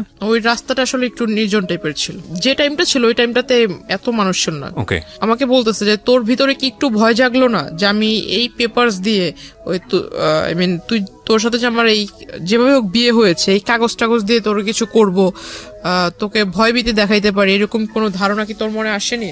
ওইখান থেকে আমাকে সে আমার মার ওইখান থেকে সে সামনে আসে। আমার মা তাকে তো প্রথম দিনে একবার দেখছে, তাকে চিনে। মার সামনে এসে সে যখন আমার বোনকে একটু টাচ করতে যায়, আমার মা তাকে মানে এরকম মানে চড় দেয় গালের ভিতরে, সে রেগে গিয়ে আমার মাকে আর কি ধাক্কা দেয়, আমার মা পড়ে যায়। তো হঠাৎ ওই সিএনজি ওয়ালা যখন বলতে যায় যে আপনি কি এরকম এসে করতেছেন, তখন সিএনজি ওয়ালাকে ওই তিনটা ছেলে মারে। ওই সিএনজি ওয়ালাকে মারা দেখে ওই আশেপাশের কবরস্থানের ওইখান দিয়ে ফুটপাথ দিয়ে লোক হেঁটে যাচ্ছিল, তারা আসার পর বলতেছে যে এখানে কিসের গ্যাঞ্জাম হচ্ছে, আবার ওই সিএনজি ওয়ালাকে মারলেন, আপনি কে? তখন সে পেপারস বের করে দেয় যে আমার বউকে বিয়ে হয়ে গেছে কিন্তু আমার কাছে তুলে দিচ্ছে না, আমার বউকে তার ফ্যামিলি তার গার্ডিয়ান আটকে রাখছে বাসায়। এইটা বলে সে আমাকে আসলে ওইখান থেকে ওই পেপারস দিয়ে নিয়ে যায়। নিয়ে যাওয়ার পর সে আমাকে ডিরেক্টলি ওইখান থেকে নিয়ে যায়। ইভেন আমার মাকে যে ধাক্কা দিয়েছিল, আমার মা আমার বোন কিন্তু খুব কান্না করতেছে, আমার বোন ওকে দেখে কান্না করতেছে। আমার মা উঠতে উঠতে সে আমাকে গাড়িতে মানে উঠায় ফেলছে, আমাকে শুধু বলতেছে যে এই পেপারস গুলো কিন্তু সবকিছু, তুই যে এখন যদি না যাস তাহলে যে তোর মা বোনকে যে ছেড়ে যাচ্ছে এরাও কিন্তু থাকবে না, ভাবিস না, আমাকে এটা বলে। তো আমার কাছে আমি সর্বোপরি আমার বোন আমার কাছে সবচেয়ে প্রিয়, আর আমার মাও আমার কাছে সবচেয়ে প্রিয়। তো আমি ওর সাথে যাওয়ার পর এটা যাই বললে ভুল হবে, সে আমাকে নিয়ে যায় জোরপূর্বক। আমাকে নিয়ে সে ডিরেক্টলি এক মহিলা, তারই পরিচিত এক মহিলা, ওই মহিলার বাড়িতে 4 দিন ছিলাম। 5 দিনের দিন সে অ্যারেস্ট হয়। তো 4 দিনই সে আমাকে খুব টর্চার করেছে ওই মহিলাটা। মানে দিনের বেলা মানে খাবারের টাইমে খাবার দিত, খাবারের টাইমটা শেষ তখনই এসে মানে বারবার বলতো যে তুই এরকম কেন করছিস, তুই যদি তার সাথে সাংসারিক জীবন যদি না শুরু করিস তাহলে মানে তোর এই ফ্যামিলির সমস্যা হবে, এই পেপারস দিয়ে অনেক সমস্যা করব। ইভেন আমার কাছে যে ফোন ছিল, ফোনটাও ওই লোক নিয়ে নিছে, ওই লোকে সিম নিয়ে নিছে, ফোনটা ওই মহিলা নিয়ে নিছে, ফোন তার কাছে। তখন তাকে রিকোয়েস্ট করতেছি যে আপা দেখেন আপনার তো সন্তান আছে, আপনার এই যে ছোট্ট বাচ্চা আছে, আমার নিজেরও একটা ছোট বোন আছে, তো আপনি আমাকে আপনার সন্তানের জায়গায় রেখে আমাকে উপকার করেন, আপনার সামনে এই ঘটনাটা ঘটছে, আপনি কি কিছুই বলবেন না ওই লোকটাকে? আপনি কি একবার জিজ্ঞাসা করেছেন যে সে তার সাথে আমার কিভাবে পরিচয় হলো, কিভাবে সে আমাকে এখানে নিয়ে আসলো, আর আপনি এবার তাকে কিভাবে রাইট দিলেন আপনার এখানে আমাকে নিয়ে এনে রাখার? আর ওই যে সন্ধ্যাবেলা যেটা হতো সেটাও গেট লক করে ওই আমাকে বলতো যে অ্যারোসল দিতে হবে রুমের ভিতরে, 15 মিনিট তোমাকে বাইরে থাকতে হবে। পরে কি বুঝতে পেরেছেন যে আসলে সে কি করতো? হ্যাঁ, পরে এটা জানতে পেরেছি। আচ্ছা, আমরা একটু সামনের দিকে আগাই। তারপর তো পরে ওই ঘটনার শেষ হলো। 5 দিনের দিন তাকে কিভাবে অ্যারেস্ট করলো পুলিশ আমি জানি না, হয়তো 5 দিনের দিন, এই 5টা দিন আপনি তার এতে সে ছিল ছিলেন? না। সে মাঝখানে 4 দিন আমি ওই মহিলার বাসায় ছিলাম, 2 দিন সে আমার ওখানে যায়। 2 দিনে গিয়ে যে আমি আপনাকে বললাম যে আমার প্রচুর ঘুম হতো, কেন হতো এটা আমার কাছে কোনো আনসার ছিল না। আর দুপুরে যে খাবার ছিল, এখন আমি যার বাসায় আছি তাকে তো আর আমি বলতে পারি না যে আমার ইচ্ছে মতো খাবার দেন, আমি যেটা খাবো সেটাই আমাকে দিতে হবে। এখন সে যেটা দিচ্ছে আমার কোনো মতো খেতে হবে। আপনি কি সারাক্ষণ রুম বন্দি ছিলেন নাকি হ্যাঁ, রুমের ভিতরে বন্দি, মানে তাদের বাহিরের বের হইতে দিত না। যে রুমটাতে আমাকে রেখেছিল ওই রুমটাতেই, মানে রুমের ভিতরে কোনো ধরনের কোনো শাউট করা বা কারো হেল্প চাওয়া এটা করার সুযোগ ছিল সে না? আমাকে খাবার দিত। মেবি 10 তলাতে ছিল ফ্ল্যাটটা, আর একদম উইন্ডো নাই, শুধু একটা ছোট্ট একটা ব্যালকনি আছে, কিন্তু ব্যালকনির পাশে অন্য কোনো ফ্ল্যাট নেই, ঠিক আছে, একদম সামনে একদম খোলা পুকুরের মতো দেখা যাচ্ছে আর কি। আর সে খাবারটা যে দিত, মিলটা থাকতো আপনার ভাত এবং ডাল। এখন আমার সন্দেহ হতো যে ডালের ভিতরে কি এমন কিছু আছে যে আমার প্রচন্ড ঘুম আসে। আর ওই 2 দিন, মানে যে 2 দিন ওই লোকটা আসছিল, ওই 2 দিন আসলে সে আসছিল যেটা আমি জানি না, কিন্তু সে যাওয়ার পর আমি জানতে পারছি ওই মহিলা বলছে যে উনি আসছিল। তো এর মাঝে যে কি হয়েছে আসলে আমার মনে নাই, কিন্তু আমার বডি নিয়ে আমার একটু ফিল হচ্ছিল যে আমার সামথিং চেঞ্জ। হ্যাঁ, আমার মানে প্রচুর শরীর ব্যথা করছিল। তখন আমি তাকে জিজ্ঞাসা করলাম যে আচ্ছা, আমি তো মানে আমি ওরকম কোনো হার্ড ওয়ার্কিংও করি নাই, বা আমি তো শুধু খাটের উপরেই বসে আছি, তো আসলে আমার মানে শরীরটা কেমন যেন লাগতেছে, যে আপনার কাছে যদি ব্যথার ট্যাবলেট থাকে আমাকে একটু দেন। তো বলতেছে না, তোমার কিচ্ছু হয়নি, তুমি সুস্থ, হয়তো রুমের ভিতরে সারাক্ষণ বসে থাকো এই জন্য এরকম।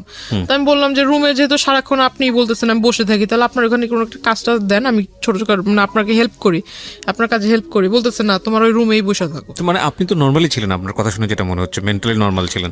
লাইক আপনাকে তো এক জায়গায় ব্লক করে ফেলেছে, আপনার তো সামহাউ ফ্যামিলি ওখান থেকে এসকেপ করার কথা।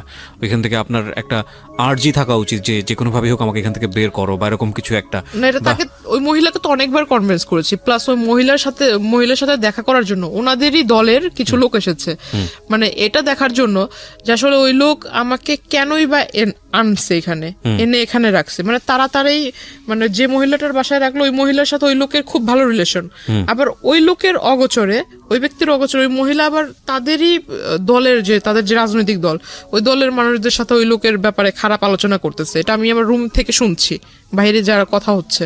তখন আমাকে হঠাৎ ডাকলো সবাই, ডাকার পর আমাকে বলতেছে আচ্ছা, আপনার ভিতরে এমন কি দেখে সে এত পাগল হয়েছে? আসলে কি আপনাদের জমি জমার জন্য কি আপনাকে বিয়ে করা, নাকি আপনাদের সাথে আসলে ভালোবাসার কোনো সম্পর্ক আছে? তখন আমি তাদেরকে ফুল ডিটেলস বলি। তো আমি বললাম যে দেখেন, পারলে আমাকে একটু মানে একটু উপকার করেন, হয় আমার বাড়ির লোকের সাথে কথা বলায় দেন, আর না হয় আমাকে আপনারা একটু নিজ দায়িত্বে বাড়িতে পৌঁছায় দেন। এর বিনিময়ে যদি টাকা পয়সা চান আমি চেষ্টা করবো আমার বাড়ি থেকে নিয়ে দেওয়ার জন্য।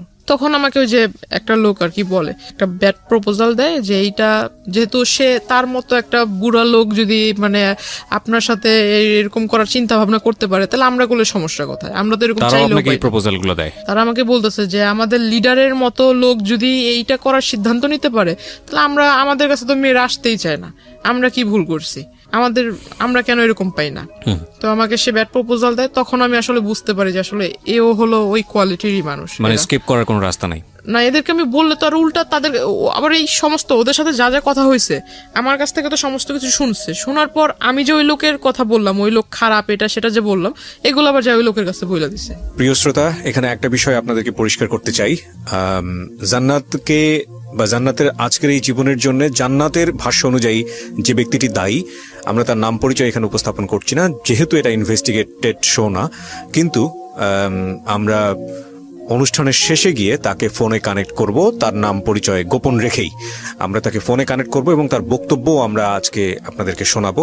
আমরা প্রথমে জান্নাতকে বা জান্নাতের যে পরিবার এখানে এসেছে তাদের সবাইকে ফ্লোর দিতে চাই, তাদের কথা শুনতে চাই, এবং সেখান থেকে যে প্রশ্নগুলো উদ্ভাবন হবে সেগুলো নিয়ে আমরা যে ব্যক্তিটি আজকে জান্নাতের জীবনের জন্য এই জায়গাটায় দায়ী, তার সঙ্গে আমরা কথা বলবো একেবারে অনুষ্ঠানের শেষে। সুতরাং সঙ্গে থাকবেন আশা করছি। এখানে একটা বিষয় আপনাদেরকে পরিষ্কার করতে চাই। জান্নাতকে বা জান্নাতের আজকের এই জীবনের জন্য জান্নাতের ভাষ্য অনুযায়ী যে ব্যক্তিটি দায়ী, আমরা তার নাম পরিচয় এখানে উপস্থাপন করছি না, যেহেতু এটা ইনভেস্টিগেটেড শো না। কিন্তু আমরা অনুষ্ঠানের শেষে গিয়ে তাকে ফোনে কানেক্ট করব, তার নাম পরিচয় গোপন রেখেই আমরা তাকে ফোনে কানেক্ট করব এবং তার বক্তব্য আমরা আজকে আপনাদেরকে শোনাবো। আমরা প্রথমে জান্নাতকে বা জান্নাতের যে পরিবার এখানে এসেছে তাদের সবাইকে ফ্লোর দিতে চাই, তাদের কথা শুনতে চাই, এবং সেখান থেকে যে প্রশ্নগুলো উদ্ভাবন হবে সেগুলো নিয়ে আমরা যে ব্যক্তিটি আজকে জান্নাতের জীবনের জন্য এই জায়গাটায় দায়ী, তার সঙ্গে আমরা কথা বলবো একেবারে অনুষ্ঠানের শেষে, সুতরাং সঙ্গেই থাকবেন আশা করছি। আমি কথা না বাড়িয়ে গেস্টের কাছে আবারও ফিরতে চাই আমরা যেখানটায় ছিলাম। তারপর ওই লোক 5 দিনের যেদিন ধরা খায় ওই দিন দিনের বেলা সে আসে, আইসা আমাকে জিজ্ঞাসা করে যে তুই এগুলো বলছিস আমার নেতা কর্মীর কাছে। আমি বললাম না তো, আমি এত কিছু তো বলিনি। তো বলতেছে না যে এগুলো বলছিস, তারা আমাকে মিথ্যা বলেন। আপনি স্কিপ করেন কিভাবে ওখান থেকে? স্কিপ করার কোনো সুযোগ ছিল না। কি হলো, মানে বেরোলেন কিভাবে? তাকে অ্যারেস্ট করে সে আমাকে আপনি জানলেন, আপনি কিভাবে বেরোলেন? আপনি তো আগে জানেননি অ্যারেস্ট হয়েছে। হ্যাঁ, ওইখানে হয়েছিল কি, আমি ওই তাদের মধ্যে একজনকে রিকোয়েস্ট করেছিলাম যে আপনারা কি মানে তার ওয়াইফ বাচ্চা কারো ডিটেলস জানেন কি, বা তার ওয়াইফের নাম্বার আছে কিনা। তো একজন বলতেছে যে হ্যাঁ তার ওয়াইফের সাথে তো আমাদের খুব ভালো রিলেশন। তাই আমি বললাম আপনি একটু পারলে ওনার ওয়াইফের সাথে আমার কথা বলায় দেন, আর না হলে ওনার ওয়াইফকে এখানে আসতে বলেন। ওনাকে বলি, তো ওই লোকটা করছে কি যে ওই লোকটা আবার আমাকে ওই দিনই বললো যে তুমি আমার বোনের মতো, এরকম করে বললো। তো আমি আবার একটু বিলিভ করে ফেললাম, যেহেতু বোন বলছে হয়তো ভালোই হবে। তো উনি করছে কি ওনার ওয়াইফকে আনার পর ওনার ওয়াইফ আমাকে বলতেছে যে চল তুই আমার সাথে চল, মানে খুব রাগান্বিত হয়ে বলতেছে। তার ওয়াইফ ওইখানে আসার পর তার ওয়াইফ আমাকে এই কথা বলে যে আমার সাথে চল, তুই আমার সাথে গেলে আমার বাসায় যাবি, যাই ওখানে থাকবি, তারপর আমি সবকিছু শুনে টুনে তোরে তোদের বাসায় দিয়ে আসবো। তো যার বাসায় ছিলাম সে মহিলা আমাকে বলতেছে যে না তুমি ওনার সাথে যেও না, ওনার সাথে গেলে উল্টা আরো তোমাকে মারবে ধরবে। তো আমি বললাম তাহলে আমি কি করব? তো বলতেছে যে এখান থেকে তুমি বরঞ্চ যে আমাদের আরেক ভাই আছে ওনার সাথে তুমি কোনো মতো রোডটা পার হোক। ওই লোকটা আমাকে নিয়ে সিএনজি করে আমাকে নিয়ে চলে গেল আপনার ওইখানে আমাকে নিয়ে যাওয়ার পর আমাকে বলতেছে যে এখান থেকে বাসে করে আমাকে আমার বাড়িতে পাঠায় দিবে। এখন বাসে করে যে আসবো, আমার কাছে তো টাকা নেই, বাসে করে না হয় সে পাঠায় দিল, আর সে আমাকে বাসের ভাড়াও দিবে না, বাসে করে পাঠাবে বাসের ভাড়া দিবে না। তখন ওই লোক ফোন দিয়ে তাকে জিজ্ঞাসা করে যে আমাকে নিয়ে কোথায়, মানে তার সাথে আবার তার ওয়াইফের অন দ্য স্পটেই তার ওয়াইফ আমাকে আবার ঢোকার সাথে সাথেই 2-3টা চর দিছে। এইটা আবার ওই লোক জানতে পারছে, যার বাড়িতে রাখছিল তার কাছ থেকে জানতে পারছে। তো সে করছে কি এইটা শোনার সাথে সাথে ওই বাসায় গেছে, তার ওয়াইফকে আবার সে মারছে সবার সামনে। তো ওইটা তো আসলে আমার তো কোনো দোষ না, তার ওয়াইফকে সে মারছে, এটা সে জানতে পারছে এই জন্য। তো সে ফোন দিয়ে জিজ্ঞাসা করে যে লোকের সাথে আমাকে পাঠায় দিল, তার সাথে আমাকে পাঠায় দিল, তার কাছ থেকে তাকে ফোন দিছে। ফোন দেওয়ার পর সে জানতে পারলো যে আমাকে নিয়ে অমুক জায়গাতে আছে। তো উনি বলতেছে যে তুমি ওইখানে থাকো, আমি আসতেছি। উনি আসার পর আমাকে ওনার সাথে করে বললো যে তোমার বাড়িতে নিয়ে যাও, তোমার বাড়িতে নিয়ে যাও, আমি আইসা তোমার যা ওর থাকার খরচ যা লাগে আমি এগুলো দিব। কে বলেছে এটা? মানে ওই লোক উনি আমার ওনার সাথে ওনার বাড়িতে পাঠালো। তো ওনার বাড়িতে পাঠালো, হ্যাঁ ওনার ওয়াইফের বাসায় ছোট্ট একটা ঘরের ভিতরে মানে তারা থাকে। এখন তাদের হাজবেন্ড ওয়াইফের মাঝখানে আমি কিভাবে থাকবো? ছোট্ট একটা ঘর, এই ঘরের ভিতরে তাকে আমি বলতেছি ভাই দেখেন আপনি আমাকে দয়া করে আমার বাসায় পৌঁছায় দেওয়ার ব্যবস্থা করেন, আমাকে বাসায় পৌঁছায় দেন। আর আপনি তো এই সমস্ত ঘটনা নিজেও দেখতেছেন, আপনি যেহেতু বোন বলে ডাকছেন আমাকে বাড়িতে দেন, আমি খুব উপকৃত হব। মানে যে লোকটার মাধ্যমে পাঠাচ্ছে ওই লোকটার সাথে আপনার কথোপকথন? হ্যাঁ, এই কথা বলার পর সে আমাকে বলতেছে যে না এখন আমি যদি আপনারে দেই তাহলে তো আমার নামে আবার কেস করে দিবে, উনি লিডার যে মানে রাগী লোক, আমি আপনাকে দিব এই কথা জানতে পারলে আমার নামে কেস করে দিবে। তারপর ওইখান থেকে আমাকে তার সাথে তাদের বগুড়াতে নিয়ে যায়, তার ওয়াইফের মানে তার শ্বশুর বাড়িতে। মানে উনি আমাকে বলতেছে যে বোন দেখো তোমাকে যদি এখন আমি তোমার বাড়িতে দিয়ে আসতে যাই তাহলে আমার নামে তো সে কেস করে দিবে, আমি আসলে কোনো যাও খেটে খাচ্ছি তাও খেটে খেতে পারবো না। মানে আপনাকে সেভ করতে সে তার বাড়িতে নিয়ে যায়? হ্যাঁ, তার শ্বশুর বাড়িতে নিয়ে যায়, তার ওয়াইফের সাথে, মানে সে সহ তার ওয়াইফ, তাদের দুজনের সাথে আমাকে তাদের শ্বশুর বাড়িতে নিয়ে যায় বগুড়াতে। আপনি কি ইন দ্য মিনটাইম আপনার ফ্যামিলির সঙ্গে যোগাযোগ করতে পেরেছিলেন? কল করেছিলাম কিন্তু সেটা বলে দিছে ওনার ওয়াইফ বলে দিছে। আপনার ফ্যামিলির সঙ্গে কথা হয়েছে? আপনার মার সঙ্গে কথা হয়নি, কল করেছিলাম, কল রিসিভ করেনি। ওকে, আননোন নাম্বার দেখে কল রিসিভ করেনি। কিন্তু এটা আবার অলরেডি আপনাকে যে চিন্তাই করেছে বা যে অপহরণ করেছে সে ইনফর্ম হয়ে গেছে। ওকে, তারপর জেনে গেছে। তারপর ওই বগুড়া থেকে সে হয়তো কোনো কিছু একটা ভেবেছে ওইখানে সেফ না বা আমাকে রাখলে সে ধরা খায় যাবে। আর এই মাঝখানে সে জানতে পেরে গেছে তাকে অনেক সাংবাদিক বা পুলিশের লোক সোর্স তাকে ফোন করেছে, এটা সে জানতে পেরেছে। আর সে হয়তো কিছুটা ধারণা করতে পেরেছে যে পুলিশ তাকে খুঁজছে, এরকম কিছু। মানে সামহাও আপনার ফ্যামিলি থেকে স্টেপ নিয়েছে ইতিমধ্যে। ওকে, আমাকে বগুড়া থেকে ওই রাতের মানে যেদিন গেলাম বগুড়াতে আমাকে নিয়ে গেল সেদিনই ভোরবেলা, মানে সন্ধ্যাবেলা এখান থেকে গেল, ওইখানে যে পৌঁছেছি রাতের মেবি 2টার দিকে বা 2:30টার দিকে। ভোরবেলা সে আমাকে ওইখানে চলে গেছে আনার জন্য। সে আনবে, এটা কিন্তু 5 দিনের ঘটনা। সে আমাকে আনার পথে মানে ওই সে ধরা খায় আর কি পুলিশের কাছে। হ্যাঁ, পুলিশ তাকে অ্যারেস্ট করে। তাকে অ্যারেস্ট করে আমাকে থানায় বসায়। থানায় বসানোর পর আমাকে মানে যে মামলা নিবে এটা জিজ্ঞাসাবাদ করতেছে, তখন তার ওয়াইফ আসে। তার ওয়াইফ আইসা মানে আমাকে ওই ফোনের ভিতরে দেখায় যে আমি ওই যে আপনাকে বললাম যে গোসল করবার ঢোকার আগে যে 15 মিনিট আর সন্ধ্যাবেলা ঘুমানোর যে 15 মিনিট যে একটা ব্রেক দিত, ব্রেকের ভিতরে মহিলা ঘরের ভিতরে যাই করতো ওটা, তখন আমার সন্দেহটা বাস্তবায়ন হয় যে হয় কোনো স্পাই ক্যামেরা নয়তো কোনো ফোন সেখানে সেট করা থাকতো। আর সেই গোসল করার ভিডিও প্লাস আমি যে ঘুমাতাম, তো ঘুমের সময় মানুষ কোন টাইপের হয়ে যায় এটা তো কোনভাবে ঘুমায় এটা তো বলা মুশকিল। তো আসলে এই সমস্ত কিছু ইভেন আমি ঘরে বসে বসে যে আমার ফ্যামিলির কথা মানে একা একা কথা বলতাম, সে সমস্ত কিছু ফোনের ভিতরে রেকর্ড হয়ে আছে। তো এই সমস্ত কিছু আমাকে তার ওয়াইফ দেখায়, থানার ভিতরে আসে, আইসা আমাকে দেখালো। দেখানোর পর সে আমাকে আবার তার বাচ্চা 2টা বাচ্চা আমাকে বলতেছে, তুই যদি আমার বাচ্চাদের দিকে তাকায় আমার বাচ্চার বাবাকে যদি সেভ না করিস, আমার বাচ্চা বাবা যদি জেলে চলে যায় তাহলে তোর জীবন শেষ। মানে এগুলো আমি পুরো একদম নেটের ওয়ার্ল্ডে ছেড়ে দিব। এটা ওর ওয়াইফ বলে? হ্যাঁ, ওনার ওয়াইফ বলে। তো এটা আমাকে প্রায় মানে বারবার বলতেছে। আমি ভিডিওটার এই কোশ্চেনটা যদিও কোশ্চেনটা প্রাসঙ্গিক, কিন্তু অনেকেই মাইন্ড করতে পারেন, তারপর আমি করছি কেন করছি সেটা আমি একটু পরে বলবো। সেটা হলো, এগুলো কি সলো ভিডিও ছিল, শুধু ওয়াশরুমের ভিডিও ছিল, নাকি ওই ভদ্রলোক যখন আপনাকে স্লিপিং পিলগুলো খাইয়েছে তারপরে উনি আপনার সঙ্গে কি করেছে না করেছে সেগুলো ভিডিও করেছে? না না, ওইরকম না, শুধু গোসল করার ভিডিওগুলো ছিল। আমি প্রশ্নটা এই কারণেই করেছি যে এটা যদি সলো ভিডিও হয় তাহলে ডেফিনেটলি এটা যদি সে ওখানে ছাড়ে, সলো ভিডিও না যে কোনো ভিডিও যদি উনি ছাড়ে ইন্টারনেটে, যেটা ওনার ওয়াইফ আপনাকে থ্রেট করেছে বা এরকম কোনো কিছু করেছে। আচ্ছা, আপনি আজকালকার যুগের একটা মেয়ে, আমি প্রশ্নটা মানে একটু রাগেই করছি আপনাকে, আপনি কি জানেন না বাংলাদেশে সাইবার ক্রাইম নামে একটা আইন আছে? এটা নিয়ে আমাকে আসলে পরে এটা নিয়ে অনেকেই আমাকে অনেক কথা শুনেছে, এবং এটা কত শক্তিশালী আইন এটা আপনি জানেন? কিন্তু আমার জন্য আসলে যে আমি আপনাকে বললাম না যে আমি কারোর সাথে মিশি নাই, কাউকে ফ্রেন্ড করি নাই, কারোর সাথে নিজের কথাগুলো শেয়ার করতাম না, এটা আমার একটা বড় খারাপ পয়েন্ট ছিল। পৃথিবীতে কারো মানে বাংলাদেশে কারো বাবারও সাধ্য নাই, যদি কথাটা এভাবে বলাটা উচিত না, যে কোনো মেয়ের বা কারো কোনো পার্সোনাল ইস্যু ভিডিও করে সেটা ইন্টারনেটে ছেড়েছে এবং তারপরে যে ভিকটিম হয়েছে সে যদি খালি মামলা করে এবং সে যদি কোনো আইনি স্টেপ নাই, এটা কারো মানে বললাম তো, এটা মানে কারোর সাধ্য নাই যে সেটাকে তার হাত থেকে বাঁচায়। কারণ অনেকেই মনে করে যে আমি অন্য কারো আইডি থেকে ছাড়বো, অন্য কারো ইয়ে থেকে ছাড়বো। এটার কিছু, এটাকে বলে মানে আইপি ট্র্যাক করে এটা ইজিলি বের করা সম্ভব, যেটা কে করেছে এটা বের করা কোনো ব্যাপারই না, এবং এটা খুব ইজিলি বের করা সম্ভব। এবং এগুলো অহরহ উদাহরণ আছে ইন্টারনেটে, ফেসবুকে এরকম ঘটনা ঘটতেছে এবং তারা অ্যারেস্ট হচ্ছে। যাই হোক, তারপরে কি হলো?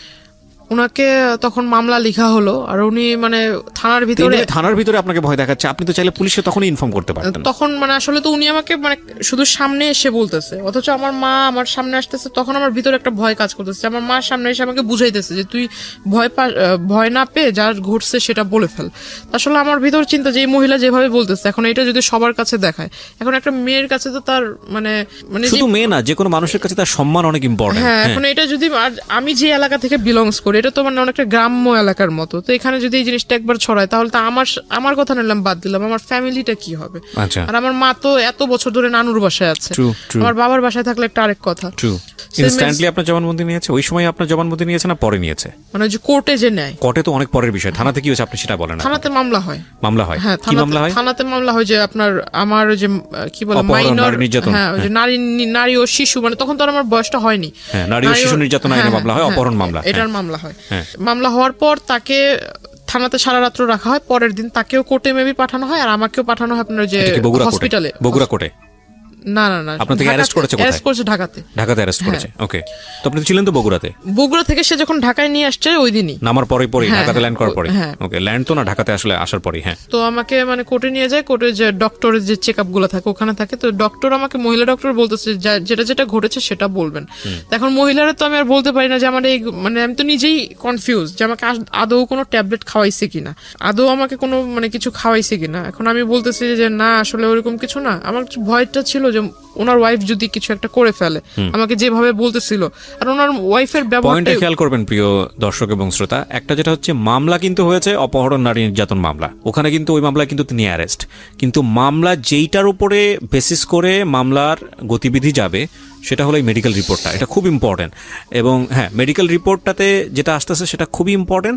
পাশাপাশি পারিপার্শ্বিকভাবে অনেক বিষয়ও লজিক্যাল ব্যাপার আছে, যে না ঠিক আছে তাহলে ওনাকে তুলে নিয়ে গেল কেন বা এরকম কেন করলো, সেগুলোও আছে, কিন্তু মেডিকেল রিপোর্টটা খুব খুব খুবই ইম্পর্টেন্ট। সেখানে কি হয়েছে দেখেন, বলেন। তারপর আমি আসলে ওনার ওয়াইফের কথা চিন্তা করে আমি ভাবলাম যে যেহেতু আমি ওর সামনে ম্যাজিস্ট্রেট আমাদের পরিচিত, পরিচিত ম্যাজিস্ট্রেট, কিন্তু ম্যাজিস্ট্রেট আমার কথা শুনে সে খুব রাগান্বিত হয়ে যায়। আমি যখন বলি সেও খুব রেগে যায় যে যেটা ঘটতেছে তুমি সেটা বলতেছো না কেন, তুমি অন্যভাবে কথা বলছো কেন।